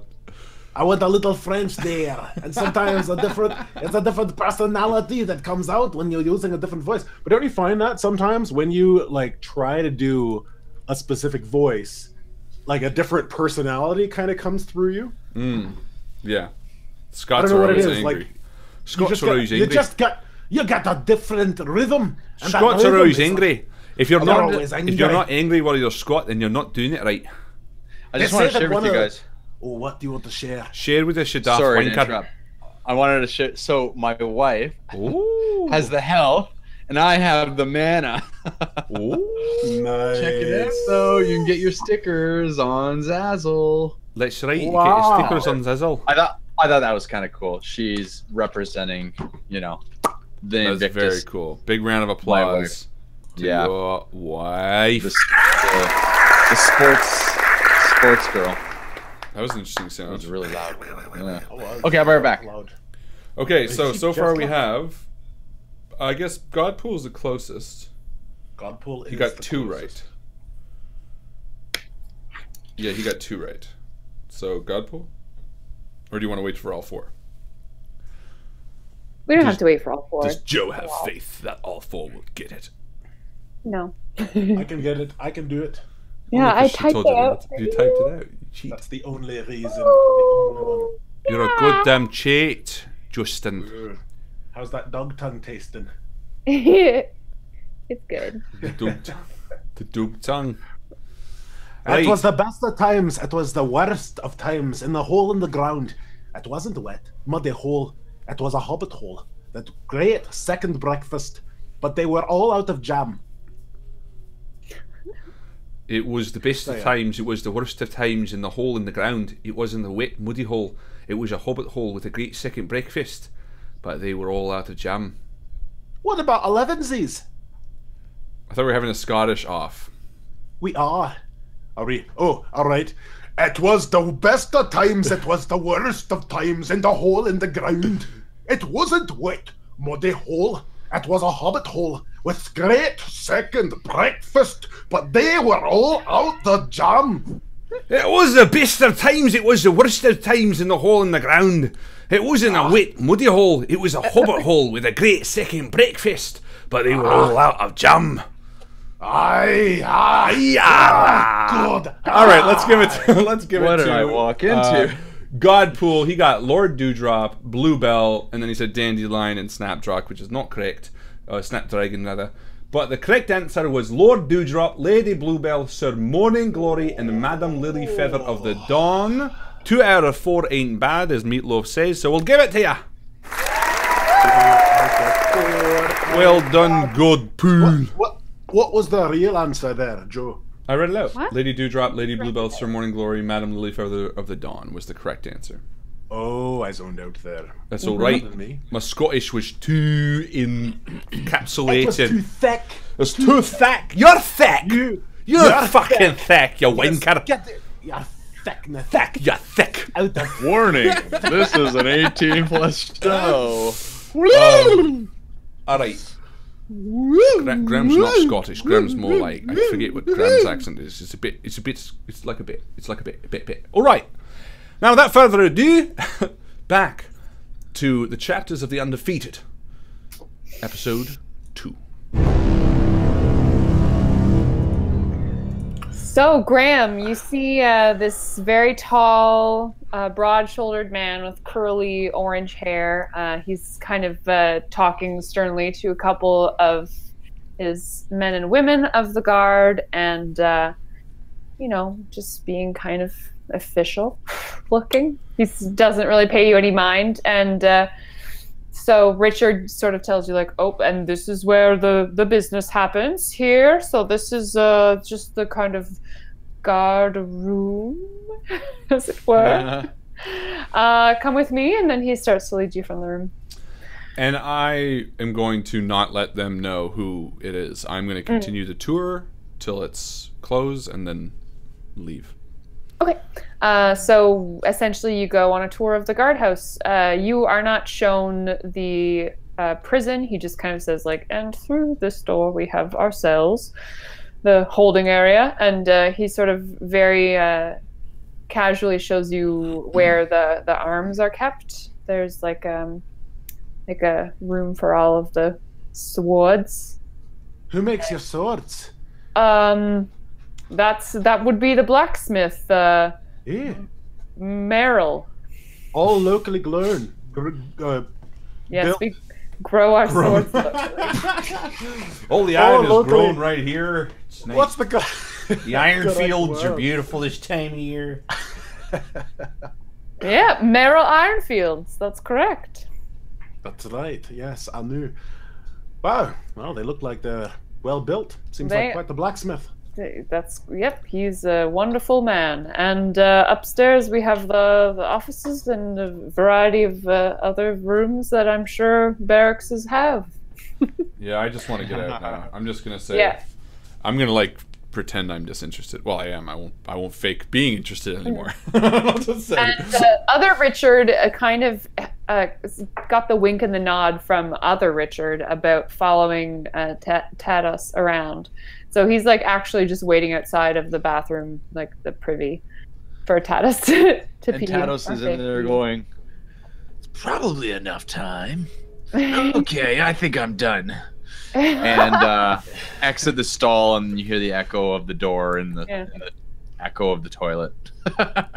The like You mean- fantasy toilet. I was Is gonna that say, the- what's the toilet? You mean the hole in the ground? The that hole in the ground. People That's shit what I in? mean. I open the door and it goes bang, and you hear the echo go into the toilet hole. Yes. And I Right, I'm done. Don't you have like Thank you. prestidigitation or like thaumaturgy or something? You have Yeah. thaumaturgy. You can like fake making the sounds of peeing and everything. or you could pee. But I don't need to. I just went. Fine, I don't care. How but long is your disguise you know what? supposed to Be last? funnier. My 1 way. hour. Oh, okay. But if we want to have a little fun with this, I No. could create the minor. Role playing is not about fun. You're right. joking. Onward. I'm joking. Go. No, I know. There's no sense in it because we're just leaving now, anyways, right? I'm leaving. You're totally apart from the party. Yeah, you can do whatever you want. I mean, Richard is kind of looking at you in the way that only Richards can. So he's looking at me. I don't have any privacy in this walk. Well, you left. You just left. right? Yeah, I guess so. Yeah, Okay. so he's like, so...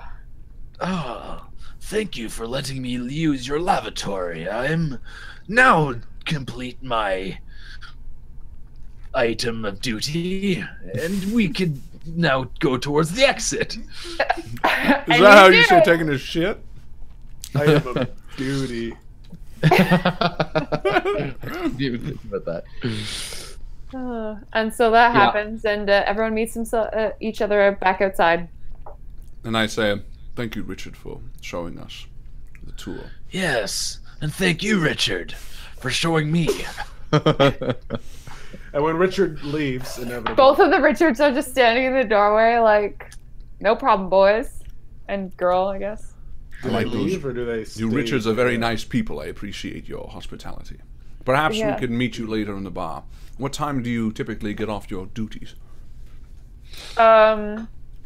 Richard, number one, looks at the sky and gets, like, barraged in the face with a bunch of raindrops. The sun is not visible right now. And he's like, oh, about tea time. Must be And nice you know- to have the shift work. Does the captain of the guard work 24/7 as well, or does he take off weekends and evenings? Oh, he's a man's man. He does what everyone else does. He's a very fair captain, so he's on the shift as well. I once read the difference between leadership is being there for your men. Is he a good leader then? Yes, absolutely. Does he live in the barracks with you, or does he have an estate?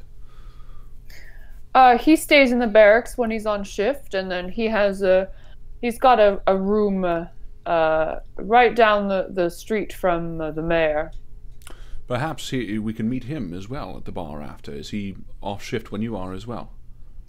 Yes, but he's a pious man, doesn't drink much. Well, perhaps he could join us for a bit of grub nonetheless. You said it was tea time. How many hours from now is that we can maybe meet the captain and yourself? Oh, perhaps 6 hours? I don't know. Early afternoon. So you're proposing that you meet the captain. I'm just trying to get a concrete time that he is not going to be at his estate. Yeah. Because if he's working for 6 more hours, so it doesn't matter where. I'm not going to be at the bar anyway. Cool. Thank you very much. Appreciate again, and may the fire be carried with you always. Sure. Thanks. And speaking of fire, I turn towards the Richards. have you heard of the Undefeated? And the Richard from last night, the less beardy Richard, he's like, yes, you mentioned something about that last night. This is a troop that you are part of, yes? Yes. In fact, more a movement. And we could always use honest and righteous men of your stature to help bring peace back to this world. So I urge you to not necessarily leave this town, but do good wherever you may go and stand for what is right. So Wait a minute. Richard just rolled really high on his insight, and he was like, "Oh, so you're the guy from yesterday, the one with the crazy horns?" But wait, I have You to have roll. the exact makes same. sense now. No, I mean, against your spellcasting ability. But I think I still have to. Your DC is 13, is it not? Oh yeah, but do I not have to roll? I No, guess it just that's- is. That's a DC, so you rolled a 18 plus whatever guards have, which is probably like maybe a -1, maybe a +1. Irrelevant. He was like, you have the same voice, so... Yes, you are very wise. And I wave my hand above my head, and before you know it, I look like this again. Very good. Although I hope you know I was only disguising myself for no terrible purpose. Of course, Like- what I mean is, Is it because I'm- you were ashamed you had to use the bathroom? yes, and I'm He's embarrassed ashamed that to he's be got seen the in poops. public. He's got the runs a little bit, and he's embarrassed by it. Great, so... That's that. Goodbye, Richards. Whew. Well, And then they both say, goodbye, Quintus, simultaneously. great. Great guards they are. Now, you didn't mention while you were in there, Graham, who we're dealing with here. You say that someone's in there. Did you see them? Yes, and I looked at Tados.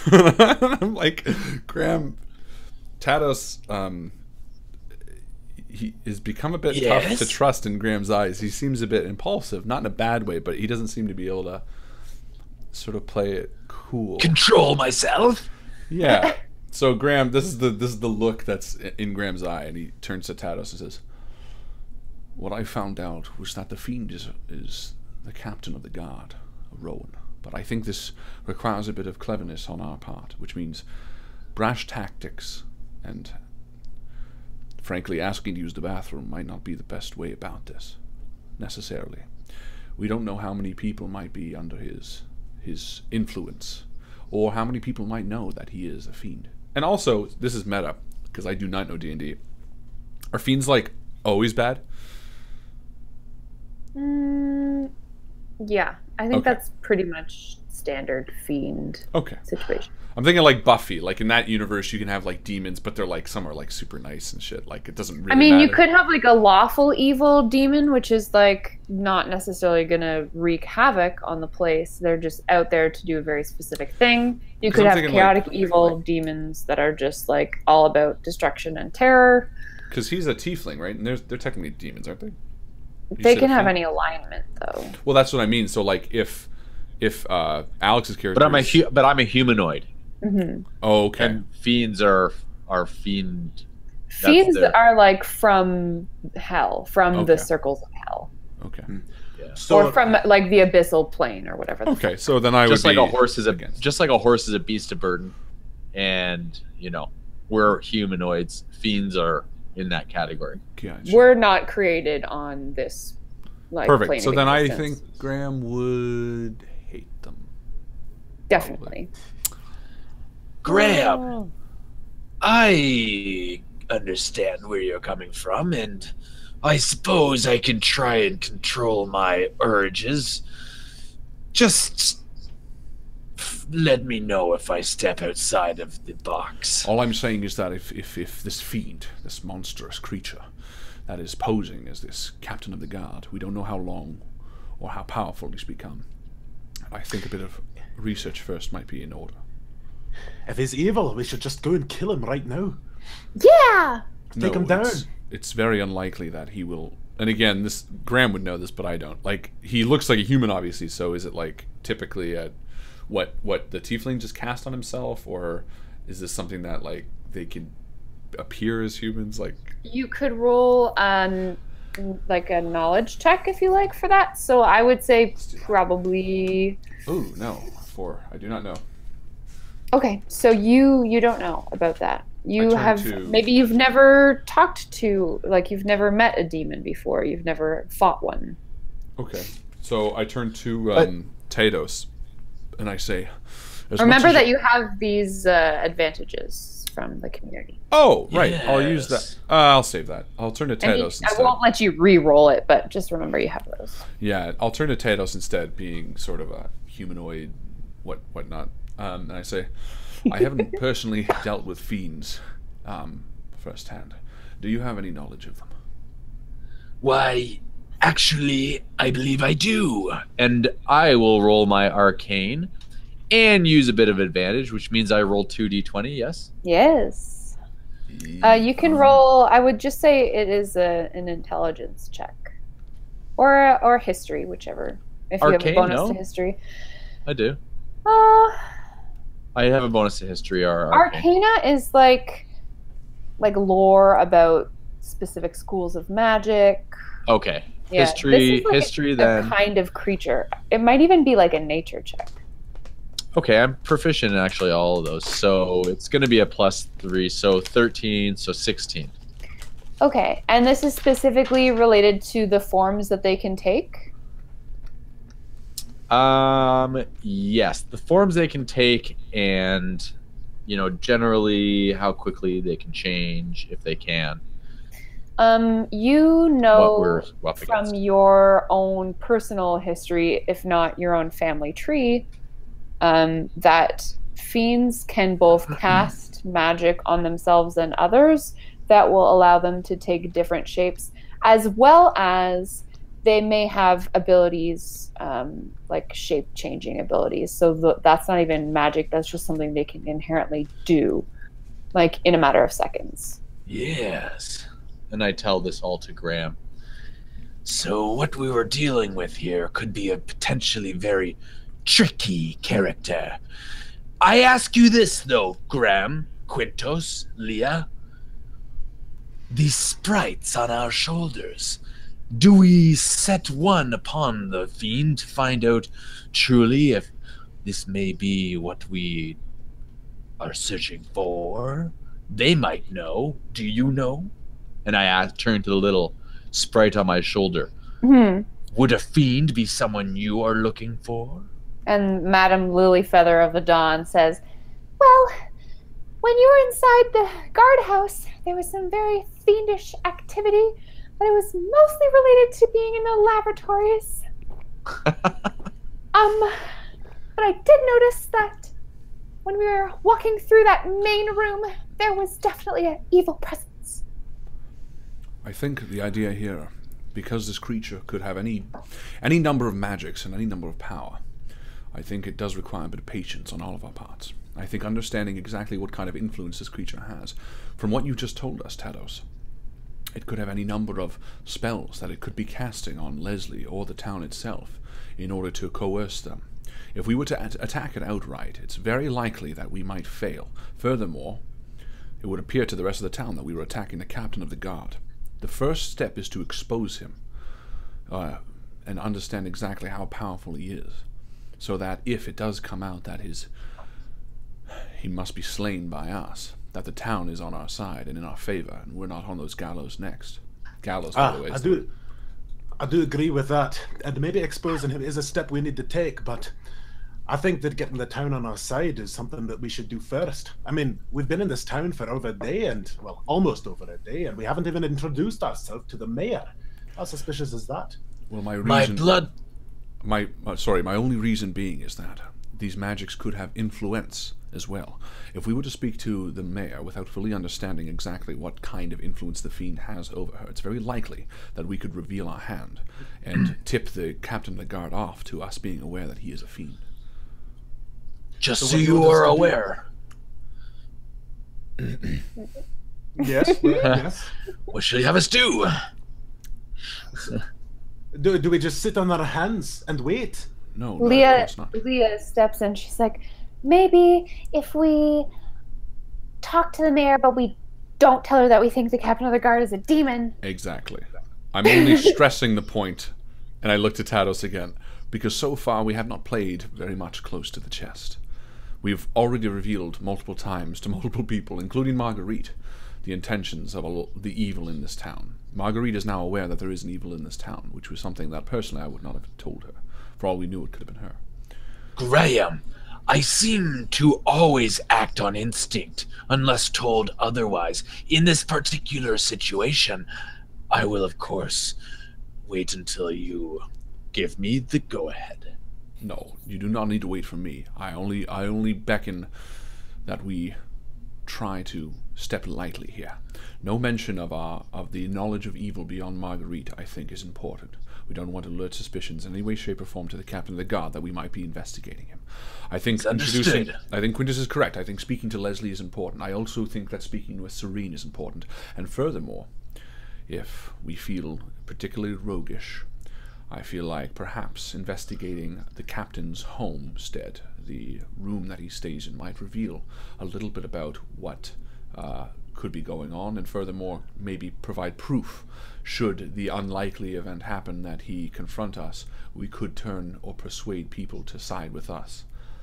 Basically, without bothering, get something like in concrete, like maybe he's got like something in his room that's like, I'm the bad guy, and then if he's like these people have been, and then we're like, look, Leslie, he's the bad guy, what that is. Well, it's also an option. We don't even have to go into his room. What if we plant something in the guard's tower that basically says, I'm the bad guy? Well, it runs the risk of being called into question its authenticity. I think if he is a fiend, and he definitely is, there would be telltale signs of it, and he must have something of his own.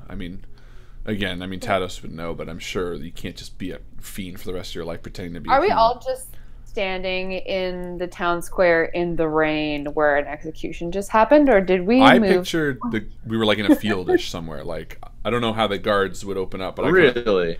Yeah. I pictured we were just standing outside of the guard barrack. Because we didn't say Probably in anything. the rain. Yeah. How about we go somewhere a little bit drier? Yes, but I'm nervous about speaking in bars because, again, And There's before a we stable leave, over there. but before we leave, all this talk about, what if we don't truly know if he is evil or what his alignment may be. But these sprites would be able to tell us. He's Yeah, a the fiend. sprite on your shoulder was like, I think there was some evil for sure in that room. I don't Enough said. know Let's who go it somewhere. was." He's a fiend and he is evil. In Alistair's light, he is a sin, an abomination, and he will be slain.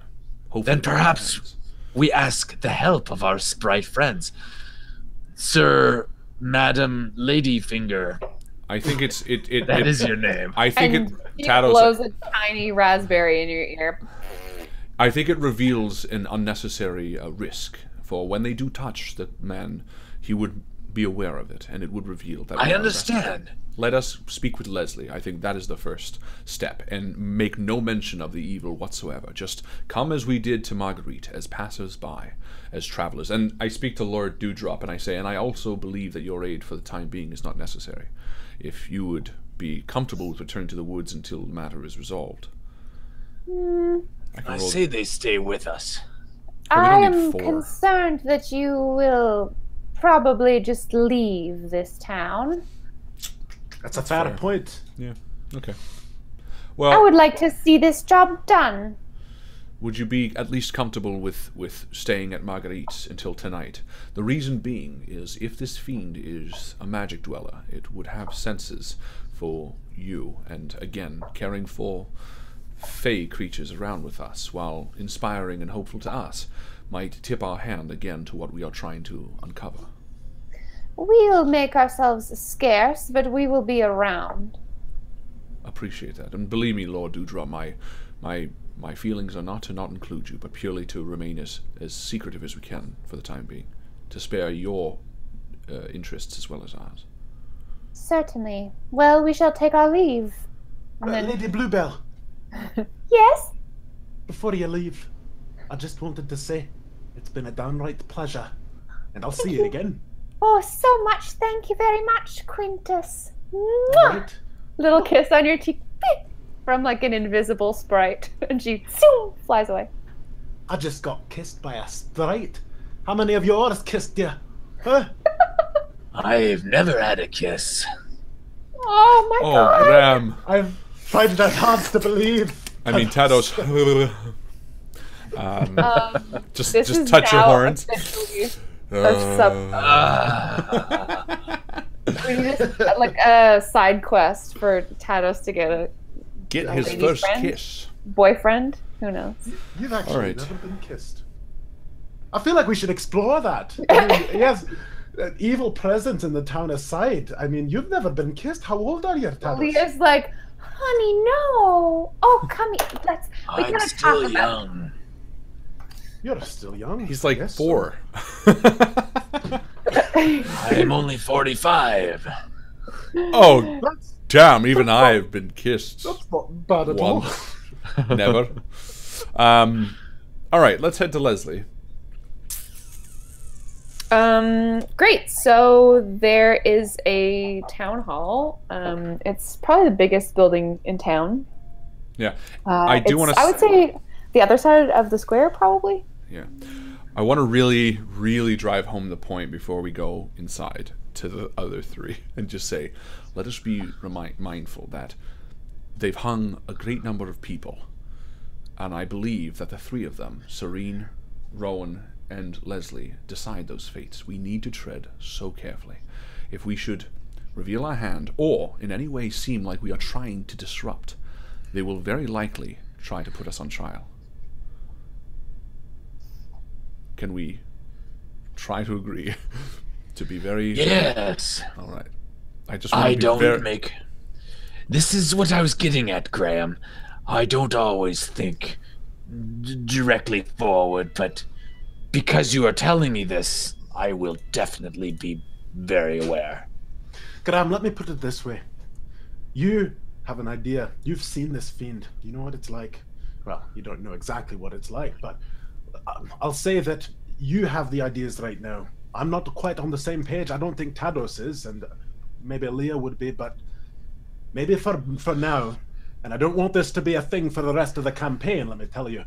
But if you do all the talking, I think that would be the best situation for all of us right now. And I agree. And I think as... Unpredictable. Well, the thing is, as Quintus and like Tados become... It'll switch, I think, probably too. I think as you guys become more serious, then it'll be easier to trust you guys to talk in these situations when I'm so Who nervous. says any of us are going to become more serious?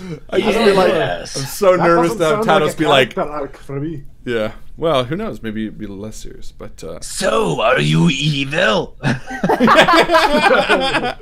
touch forehead. All right, yeah. so we need to find out where Leslie lives, Mm-hmm. and then what are we going to go approach her? Are we going to find out? Let's go where... to the mayor's office or whatever. Yeah, the town hall is just across the square from the barracks. So you can go in there if you like, or you can go and visit her private home, which you could ask someone about the location of if you were interested in knocking on her door. I think we'll do the mayor's office first because it's still afternoon. I mean, It's morning. Morning, sorry. So Yes. she's probably in her office. Yeah. So we all go to the town hall across the square. At this point, we are all looking rather bedraggled from the rain. Mm. If anything, that'll be in our favor. Yeah. We enter. I always look bedaggled.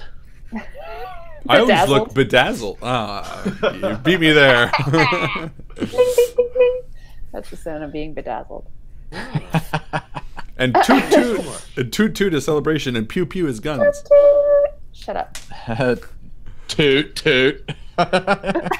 Sorry. This is very heavy on the potty humor tonight. I'm into it. That's the Invictus stream. So we're entering the mayor's office? Yeah, so there's a reception area. It's like thickly carpeted. There are some candelabras hanging from mounted to sconces in the walls. There's a large desk with a receptionist behind it. What else? Lots of paintings on the walls. He looks up as you come in. Yes. Do you have an appointment? No, but we are. And I point my finger off to the corner, and you hear a voice say, "Oh, I need your help." Just And to the corner of the room? Yeah. Well, no, from like another room. From another room. So there's a door leading off on the wall behind the receptionist. There's a door leading off to the left and a door leading off to the right. Well, we got 2 Yes. seconds in before something happened. That's it. That's So- our thing. And what did that So voice sound like again? It said, "Oh, I need some help," and I'm casting my thaumaturgy cantrip. And what are the components of that again? Is it a VSM? A VSM, what? Or Component. actually, no, minor illusion. Sorry. Okay, It's a what are the person's- someone else's voice. I need to know what you have to do to cast that spell. Like for Okay. mage armor, the components are verbal, somatic, and material. Like if it's a verbal thing, you have to be like halaba ba ba Thaumaturgy is ba. verbal. It's just verbal. Okay, so you have to recite an incantation to cast this spell. So if you want to try to make a stealth check to do that so that this dude won't notice, you can make a stealth check to like hide it in a cough or something. Thaumaturgy. Yeah. It doesn't say that, though. It's a V. It's that V. If it's verbal, Components V. See how it says Oh, components? you're V? reading that? Yep, I have it. 1 action, 30 free. Components V. Okay.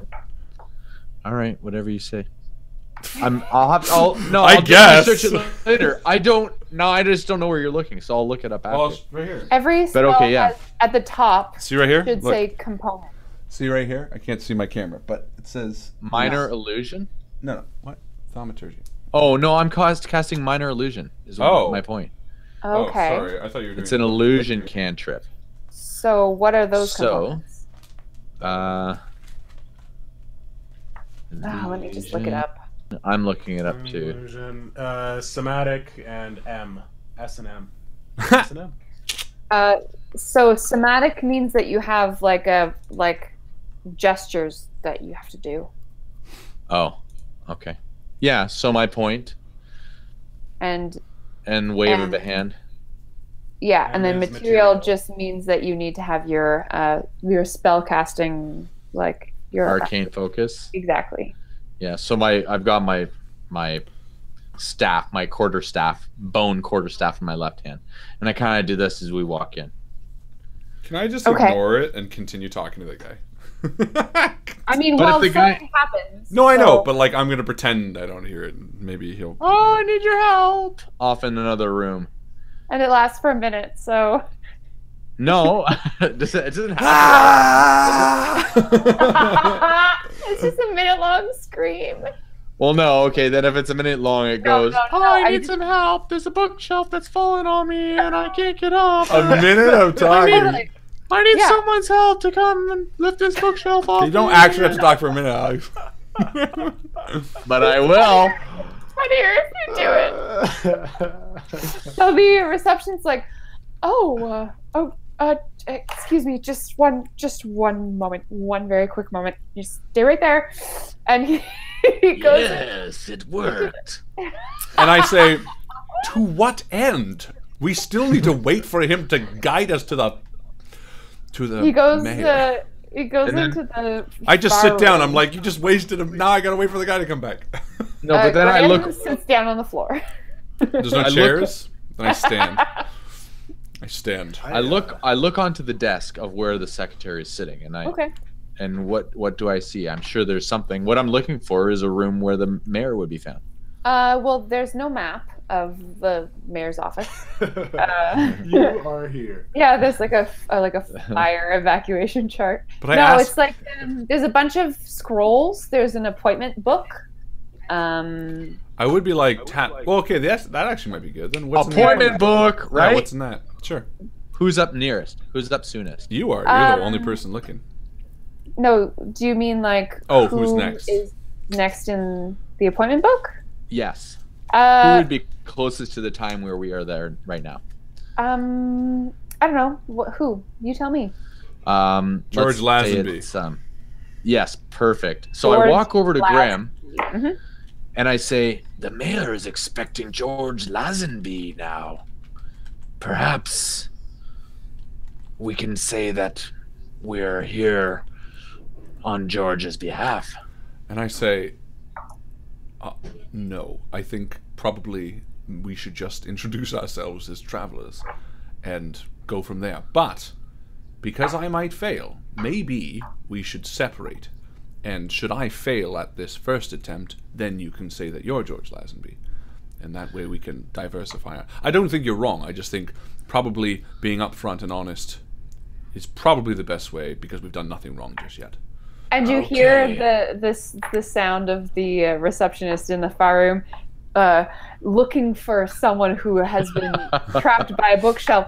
Hello? Hello? Is there anyone back here in this dusty library? And Quintus is sitting on the ground with Leah and they're rolling dice Yeah. back and forth, playing their own game of Dungeons and Dragons while they wait. No, in this It's world, like- it's got to be called something else, like City caves and something. No, it's called towers Pathfinder. and billionaires. It's called We're okay, playing- okay, serious question. Quintus and Leah, what are your character names? Justin Fallak. and yeah, exactly. Yeah. Justin and So the receptionist comes back after about a minute. He's like, strangest thing. Did I just have... did you hear something back there? I must need to have vacation. You been were just very standing busy. here and you left. I'm And I so walk sorry. So rude Towards of the me. far wall. And he's like, I'm sorry, did you have an appointment? Why does everyone sound like this? yeah, I thought you said it was a guy. Not that there's anything Yeah, wrong with that. Guys can dudes sound like can that. sound like that. I wasn't arguing feint. it. I was just saying. I wanted to make sure. So do you, I guess try your thing first, then. No, let's. Well, I don't know. You do what you're gonna do, I guess. We're George Lazenby. How is that gonna end, though? 3 steps later, they're gonna find out we're not George Lazenby, right?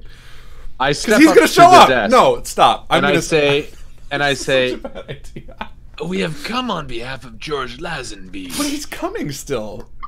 Okay, I Alright, walk outside trying to find George Lazenby. I will leave if he says that. The minute he says that, I'm gonna go find this guy, I guess. well, no, because here it is, Graham. If I fail, you can say you're there on another reason. If No, what I'm You saying is went if you first succeed and and failed. George Lazenby walks through, then George Lazenby is gonna be like, that's not me. So I'm gonna go cut him off. but we'll at have the a few pass. minutes in time. Well, we don't know. I'll just stop you guys right there. The secretary's like, you are here for George Lazenby? On George's behalf, yes. So you want to talk about his land for him? Yes. I'll walk outside and look for George Lazenby on the outside of the house. You see many strangers. And I shout, George Lazenby. God damn it. George Lazenby. No. I turn to the This the got person in so front of us, complicated. No, never mind. There's nothing wrong And with I meeting the leave. mayor. and I leave. I just leave. There's nothing wrong with it, though. Walk away. I just leave the building, and I Okay, step I'm gonna outside. walk back in then. I'm Oh, gonna say, and I see my Graham, name is and I say- Graham, and I'm gonna say, my name is Graham. do Can it. I speak with the mayor, please? Thank you. What does Quintus do? And Leah. Well, figure out what they do. Quintus and Leah were hanging out on the ground. I see Tados leave, and Graham isn't there yet. Graham also left.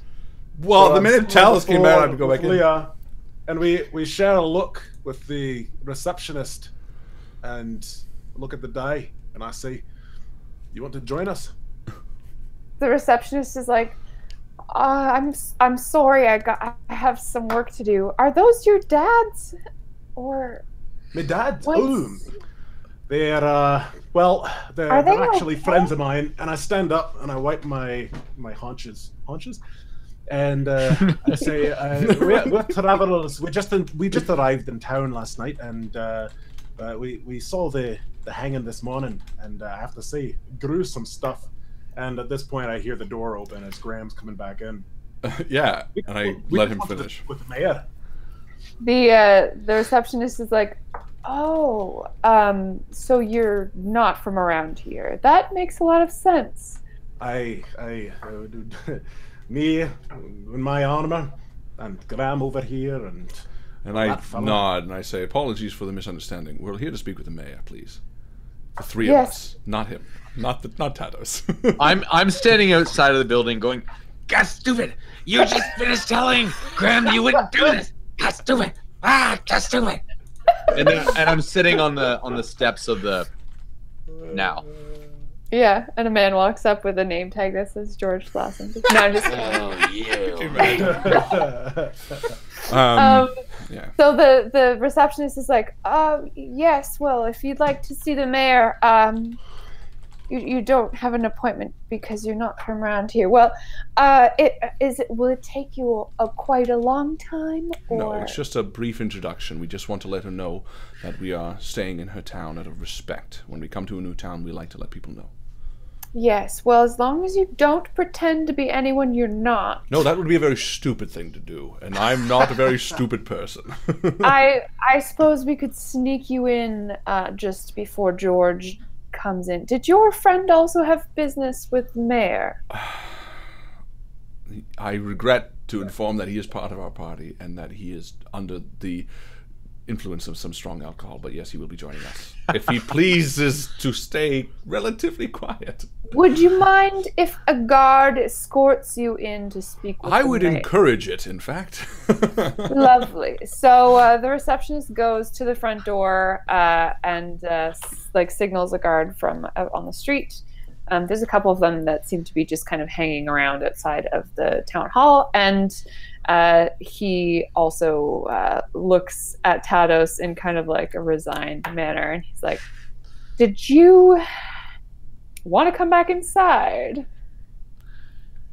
I would, yes. And I step inside, hanging my head low. And he lets you in and kind of like sniffs you a little bit as you walk past him, trying to like catch the whiff of alcohol to see if like you are. You know what actually you should gonna have go done? well. I just realized you should have just changed you should have left and then changed your appearance. Then that would have worked Yeah. better. This is the one time where the opposite would have worked better. Yeah. But whatever. Okay. Well, so and I'm hanging my head low. so the guard bows to the receptionist, and the receptionist walks over to the other side of the room and knocks on the door. And he's like, "Mayor Leslie, we have a group of people who'd like your audience." And she says, "Come in." Is what she sounds like now. Oh. Does the guard move to enter the room with us?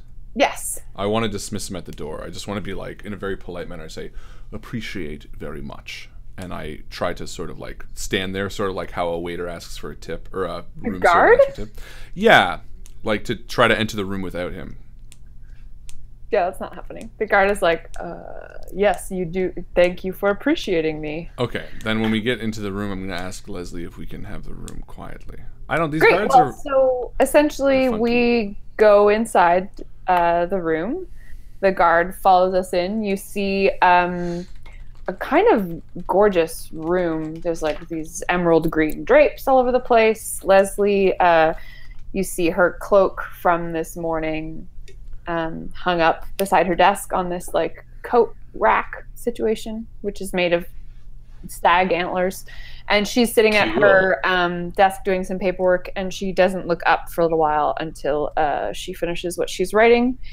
And she's one of those people who like mutters to herself while she writes, and then I know the type. she puts her quill down and then sits back a little bit. "And how may I help you?" Greetings, and I do a relatively low bow, because I get the air of sort of pompous from her and righteousness, so I think she probably very much respects sort of Yes. that. So I And do the guard has closed the door behind the five of you. So. Are there chairs in the room? Yep, there's 3 chairs that are all kind of arranged in front of her desk. Hmm. So And any other seats? Maybe something against the back wall? yeah, there are a couple of wooden chairs, kind of extra seating, but the 3 in front are kind of like comfortable, like. And I go and take a seat in the back on an uncomfortable chair. Okay. And I stay quiet. Leah kind of tentatively walks forward and like hoists herself up into an armchair. Her little legs are like dangling. And Quintus is gonna stay standing by the guard. Guard. And Graham will take a low bow and he'll say, "Greetings. My name is Graham Hereward. This is Quintus. Your last name is Gray. Gray. Oh, sorry. This is Quintus Gray. In the corner is Tados Learnwood, and this is Amaphilia Moongazer. And we wanted to introduce ourselves as we are now passing through your town." Well, it's very nice to meet you, I'm sure. I notice you're attired as adventurers would be. Have you come from very far? We've come from Vale. We are part of a new movement called the Undefeated. We're looking to reunite the fractured lands in hopes of regaining peace and prosperity throughout the lands. And what brings you to my little town? Well, we are on our way to the capital. In fact, we are looking for Orjek and looking to speak with House Naresh. And your quaint town has stricken us with a bit of peace and familiarity from our individual homes. Well, it is a pleasure to have you. I hope you have a peaceful visit and that your travels are safe. We couldn't help but notice that this morning there was a hanging. A man died, just deserved.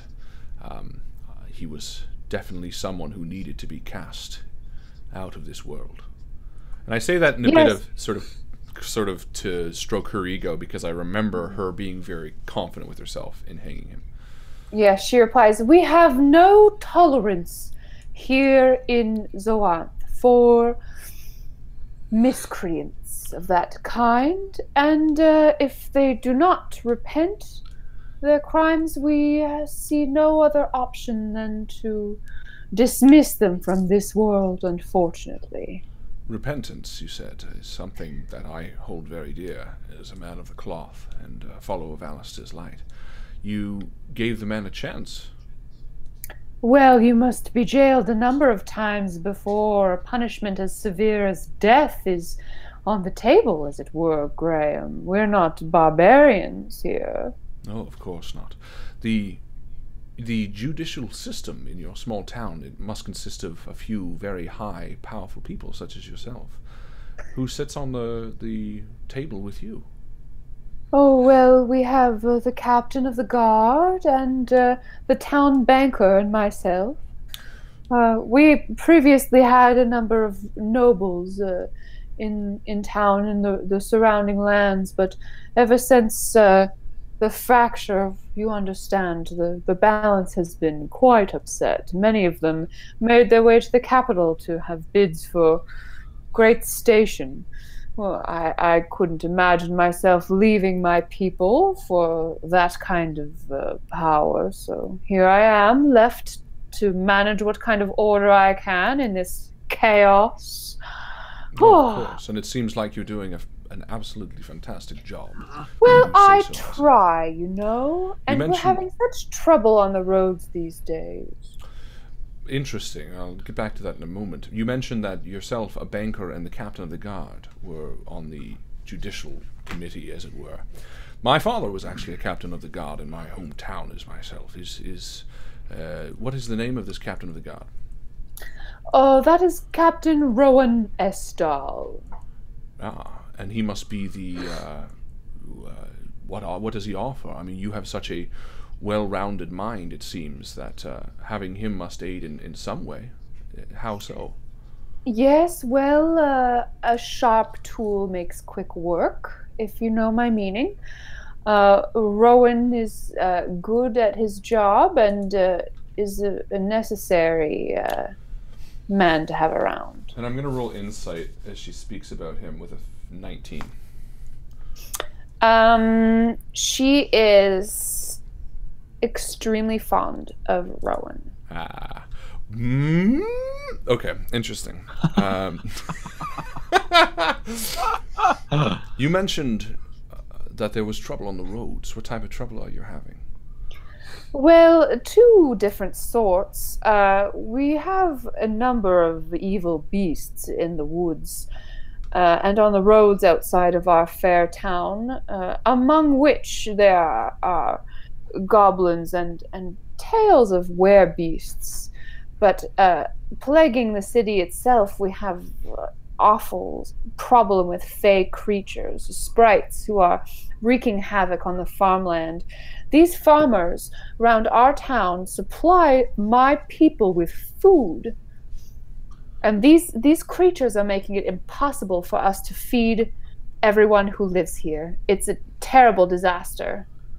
Do you think perhaps that they are retaliating in some way? I had noticed walking into town that a lot of the forest had been cut back. Do you think perhaps they are defending their territory in a way? Oh, I mean, it's possible. I mean, they're sprites. Have you met a sprite? They're daft creatures with tiny wings. I really hope he's not in the room right now. But I sort of changed the subject because I'm not going to give my opinion and piss off. Do we not eat cattle? Do we not use chickens and horses as their beasts? We have actually run into a few goblins on the road on the way here, and before that a fiend of sorts. Have you had much trouble with fiends in the area? Fiend? I'm going to roll insight on how she reacts to that, too. She's going to roll deception. Or you're going to roll deception right now because she's rolling insight on you. Oh, perfect. So we are doing a contested roll. Uh-oh. How is your deception? Contested. Okay, so what am I actually rolling against? Let's get ready to contest it. Deception. So, which is deception. Where's deception? Oh, charisma, so +2. I'm going to use my advantage. Great. I actually already rolled 1, but I'm going to roll... I don't see it. It didn't show up. Oh, 8. Well, I'm going to roll 1 more, because I'm going to roll... Okay. No, that's not good. Damn it. Okay. Fuck. So, 10. You don't know how that goes because I don't have to tell you. Perfect. What was she rolling? Like, but Fiend on the Road, right? She's like, so what kind of fiend did you... What happened? You must have vanquished it, or else you would not be here. Yes, correct? It was about four goblins. A fiend and 4 goblins? Oh, my apologies. Are goblins not fiends? No. Oh, I've traveled the world many years, but obviously still need to understand the creatures of this world. No, you they were believe purely that goblins come from the abyssal plane, yes? Yes, I was obviously mistaken. I thought and fiends what and kind of a goblins cleric are you? One that has spent too many years underground, I assure you. I'm like restless in my seat now. Yeah. Stirring. Quintus, are you just hanging out with a guard in the back? Maybe you two are like talking, or are you paying attention? We are paying attention. I'm standing there. Now and then I wiggle my toes and look up at the ceiling, and I'll look to the guard sometimes, and we'll kind of share like an awkward like back and forth glance, and then nod, and then look back around the room. Wiggle my toes again. So as your kind of line of questioning peters out, the mayor, Leslie, she sort of casts around the room and spends a good couple seconds looking at each of us in return. And then she turns her gaze back to Graham. Tell me, Graham, you said you come from which county again? Vale. From Vale, and you said you are part of some kind of assembly? Yes, the Undefeated movement. Now, what does the Undefeated do? Right now, we are merely trying to spread the word and speak to the houses in order to reunite the fracture. And why would you do that? Well, as you yourself have just admitted, the fracture has caused a lot of problems throughout the world. The kingdom is in split. A lot of people have run into monsters and creatures, and they've lost a great deal of money and hope in the fracture. The hope is that reuniting means that we can all be prosperous once again. I can understand that. Now, if this were an endeavor that I wanted to support, you have seen, I'm sure, in your travels that we do possess quite a wonderful guard force, if I may be so bold. The Captain Rowan, he's a very persuasive recruiter. What if I were to tell you that I would be willing to assign some of my guards to your new endeavor, this Undefeated, if you were to help the town? I think that would be a fantastic idea. I think anyone looking to help and join the ranks of the Undefeated would be welcomed. Leslie kind of nods, and she shuffles through a few papers on her desk, and she says, I have 5 or 6 good, capable guards that I could send potentially to Vale to help with the cause, this Undefeated. As you said, your goals are in line with mine. Provided you take care of this Fey invasion and maybe some of the infestation of the monsters on the road. How does that sound? You mentioned the Fey invasion. Yes, they're everywhere. In what ways? Oh, if you rid the woods of these creatures for good. I stand up and I say, Graham, a word. Certainly, please, feel free to talk it over amongst yourselves. My next appointment will be here in just a few minutes. If you wanted, I could speak with you again afterwards. That is, unless you're terribly busy. We are, but that would be fantastic. Please, we will Please. come back shortly. Go on. And she dismisses the guard with a nod. Mm. now we may not even have to leave the room because I just simply walk up to Graham and I put my head next to his, facing him, and I whisper in his ear. Perhaps we take the fiend with us as part of her deal, thus killing 2 birds with 1 stone. It's unlikely she would let the captain of the guard leave. But Perhaps an option. Either way, let's step outside. Well, before we discuss it, I just want to make sure there's nothing else she wants. You said clear the roads of creatures and eliminate the Fey threat, as you so put it. Yes, well, I mean, the Fey is the most pressing issue. Travelers can take care of themselves should they leave the town, and really, the folk who live here are not very fond of traveling. To begin with, they're very people who are rooted in their homes and traditions. We worry about merchants, but they tend to travel protected these days because of banditry. And so I believe the main threat to our town right now is our food supply. For that, we need the woods surrounding the town to be rid of this foul threat. Very well, let us discuss it over and we'll speak to you. I'm sure we'll have more questions about exactly what this threat entails and exactly how we can complete it for you, so. Certainly. I shall talk to you shortly. Enjoy! Certainly. And we head outside to the quietest corner of everywhere. Mm-hmm. As we leave, I turn to the guard and say, well, pleasure getting to know you. Yeah, the guard shakes her hand and she's like, nice meeting you. Take care. Ricarda. Yeah. She does like a spear bump with you, which is something that everyone who has spears knows how to do. All right, let's get somewhere secluded, like forest. Let's go back to corner of the a tavern. No, I don't. The tavern I'm nervous about. You could rent a room. You could go back to Marguerite's. Let's go to Marguerite's. Stables. Oh, I like Marguerite's. That's safe. I trust that. Marguerite's. So we trudge back out through the town on the road that is becoming very muddy and familiar to us. And we see Marguerite's cottage in the distance. There's a little thread of smoke coming out of the chimney in the house. And as we knock on the door, she opens it and it's It's great to see you again. I was hoping maybe you would come back for some lunch. And it's like a very cozy situation. She's got some stew going on. And milk, lots of milk. And there's a raw potato sitting out on the kitchen table. Salt it and take a bite. Hello, Marguerite. Thank you. Hi, Of Titus. course, you know the way to a tiefling's heart is through his stomach. Potato hole. Potato. I turn to the others and I say, I feel that maybe my mention of fiends might have revealed a hand too much. I apologize.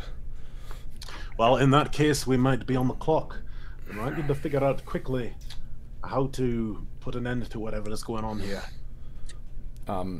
I look around. Do I notice any of the sprites around? Why don't you... Well, your passive perception is very high. You don't notice any of the sprites. Okay, well, I say regardless, I say, I don't think turning the sprites away is the right answer.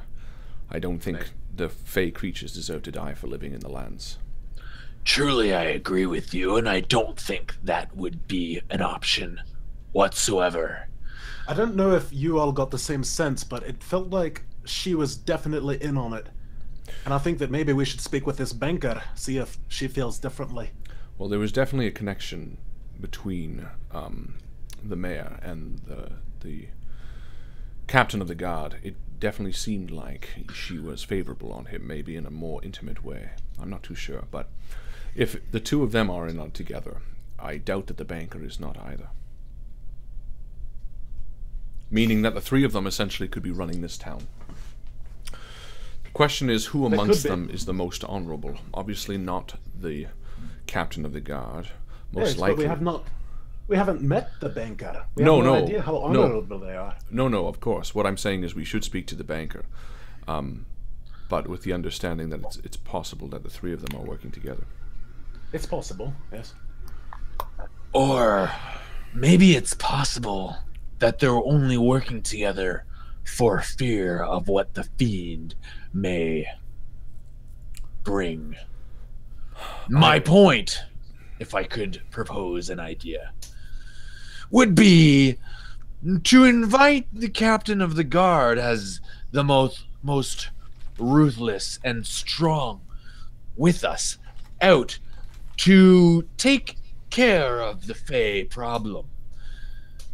Margarita, perhaps you should not be in the room for this discussion. She's like staying there pouring something. She's My like, father? He's stirring the stew, and she's like, imagine that I'm not even here. Great, then you shan't hear a word. Cone of invisibility. Yeah, she just kind of nods. I mean, ultimately, I'm trying to get across the idea that, hey, we invite the captain of the guard out to the woods, kill him out there. We have full reign of, using our tactics, and then approach the banker about what's happened. The banker and the mayor might be under duress. I actually like that idea. And Graham's... What? What? What? 1 in 100? Harlan! No, I mean, yeah, of course. That is a good idea, Yes. and I especially like under the guise of hunting the Fae, because we could actually tell the Fae our plan as well, and they could aid us. Like, think of how they tricked us. I mean, they're not exactly the most combative, but they could definitely get him into a spot where we could, like, you know what I mean? Like, we could essentially, I can't think of a movie, but we could essentially utilize their trickery to get him exactly where we need him in the woods. Yes. I do like that idea. And Graham would say it. So let's go. Tados, that's actually quite a good idea. I think what we know is this. The man is a fiend. The creature is a fiend. Ultimately, regardless of how our feelings are, it does deserve to die. So, if I do tip our hand... Yes, go. I was just going to say I've never fought a fiend before. Oh, I thought you said I had a thought. I was like, go ahead. Tados, what do you know of the capabilities of a fiend, apart from its ability to shape change? Well, I have come across them before in my travels. And do I know? If you want to try and find out something specific apart from the shape changing that you found out earlier, you can roll again. I will roll and use. But you have to tell me exactly what you want to know. Yep. I'll roll and I'll use an advantage. 4. I want to know what level of danger they pose to, a somewhat amateur group of fighters. I mean, we're amateur in the sense that we're starting this campaign out, but we are all, we're not. Okay, I will tell you that's a little bit of a tricky question to answer because fiends as a whole span the whole gamut. Right, of course. And you don't know what kind of fiend this is. Okay, then let's just say what kind of magic can they cast and how powerful could they get? Okay, why don't you I guess that's kind of all over the map too, right? You could be like level 30 or 20 or whatever. Well, I pose it to these ladies and gentlemen. What would you like to know? What would you like to know about a fiend? Best prepare ourselves. Well, ultimately, we need to know exactly how powerful he is. In meta, we're level 1. If he's like a level 5 fiend, it's going to be stupid to try to kill him. I wouldn't be able to tell you how powerful he is. No, I know, but unless there are detect. But would a sprite be able to tell us how powerful that fiend is? Would one of these sprites? Do they have that ability? Yeah, you're not sure. There's a fighting ability for a fighter that you can see if they're like higher level than you or like. Yeah, I don't have that one yet. That's what my last character had. I don't have anything that says that sort of.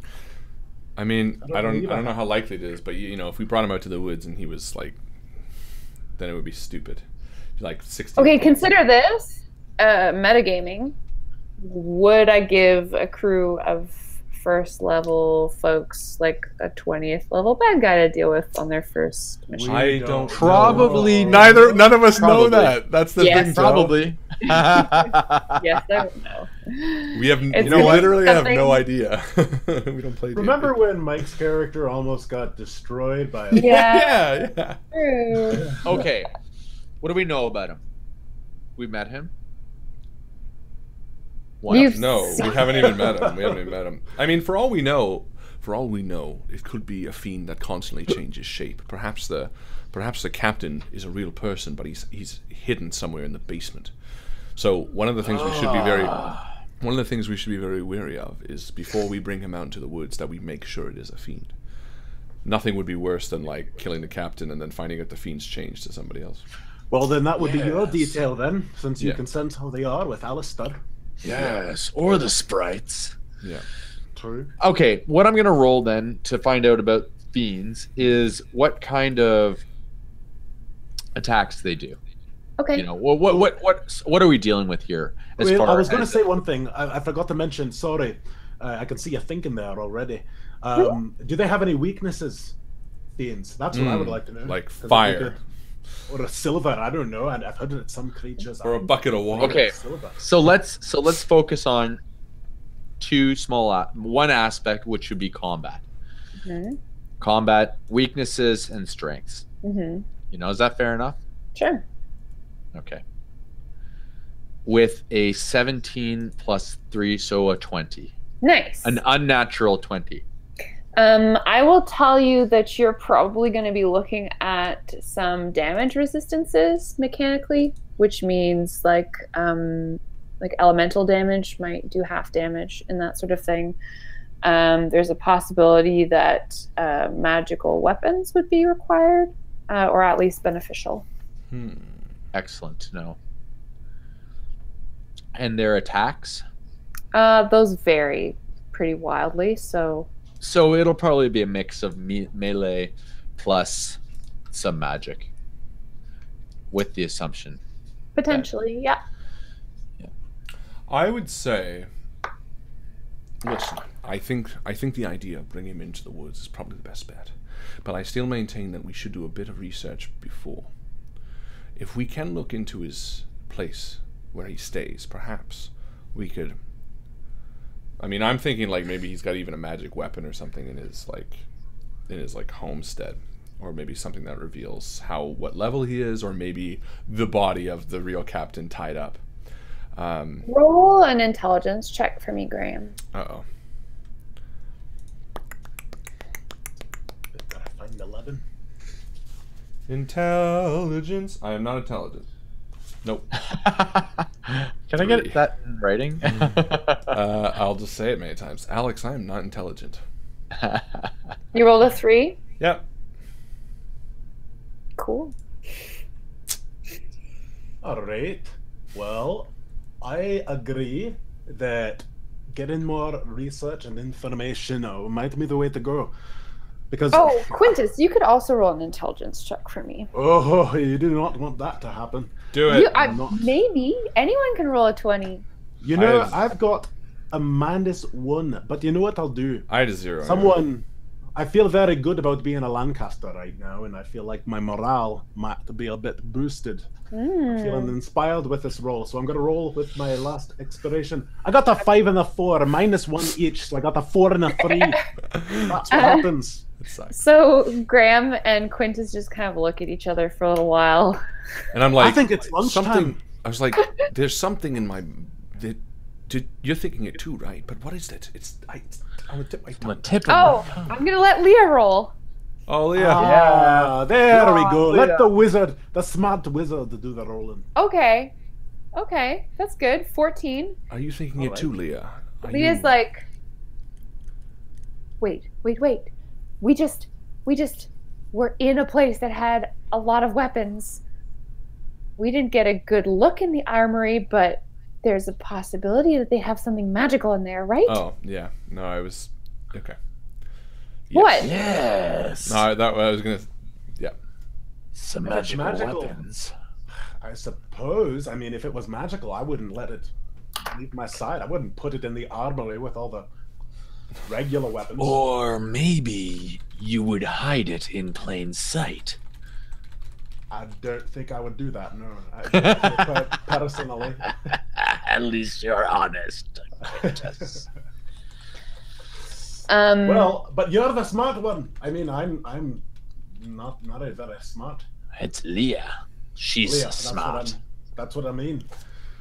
So we could try in there, but do we That's a really good want to go idea. back to the Yeah. guards' quarters? The question is, how could we get down there, and then how could we bring them out? Well, we would need something. Richard! Do you have One of the magic? dicks. Do any of you know how to cast detect magic? Yes, I do.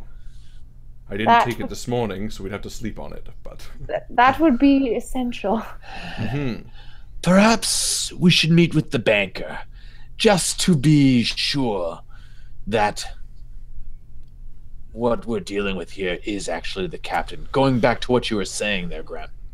Oh, What if you know what we he's should have simply done? shifting shape? Shit.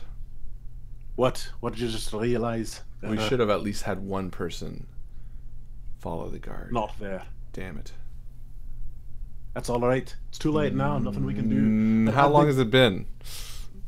Oh, I mean, you talked to the, and then you walked upstairs or up the hill. I don't know, like an hour. Where are the sprites? Maybe they're following them. Damn it. Can I just roll a luck that they might have been? That's not. Nope. That's That's not not a thing. Listen, not a That's thing. not a thing. I agree with Tadros. You know, we ate some lunch, and then we get back out there. We speak with the banker. What's the worst that can happen? The worst that can happen is that they know that we are on to the fiend, and that they're coming right here to kill us. Well, yes. Why? It's Does it not very matter whether likely, they- though, is it, Graham? It's not unlikely. Put it this way. If they've hung 3 people in the last 2 weeks for whatever crimes there might be, at the very least we could be locked up, depending on what kind of charges they might be putting upon us. They won't hang us. No, I don't think so. I think right now the mayor does actually want our help. I do think we need to go back and speak with her about what the solution to this Fae problem is. That's the first step. I think speaking with the mayor, telling her that we would help with the Fae problem. However, we want her strongest soldier, aka the captain of the guard, to help us, and then set it for tomorrow, and then speaking with the banker and so on and so forth. Maybe. Sounds good to me. Yes. I think personally, this is where we get a week or 2 weeks to think about our next action rather than act on it now. Yes. Really? You don't want to speak to the banker before we take a lunch break? A 2-week lunch break?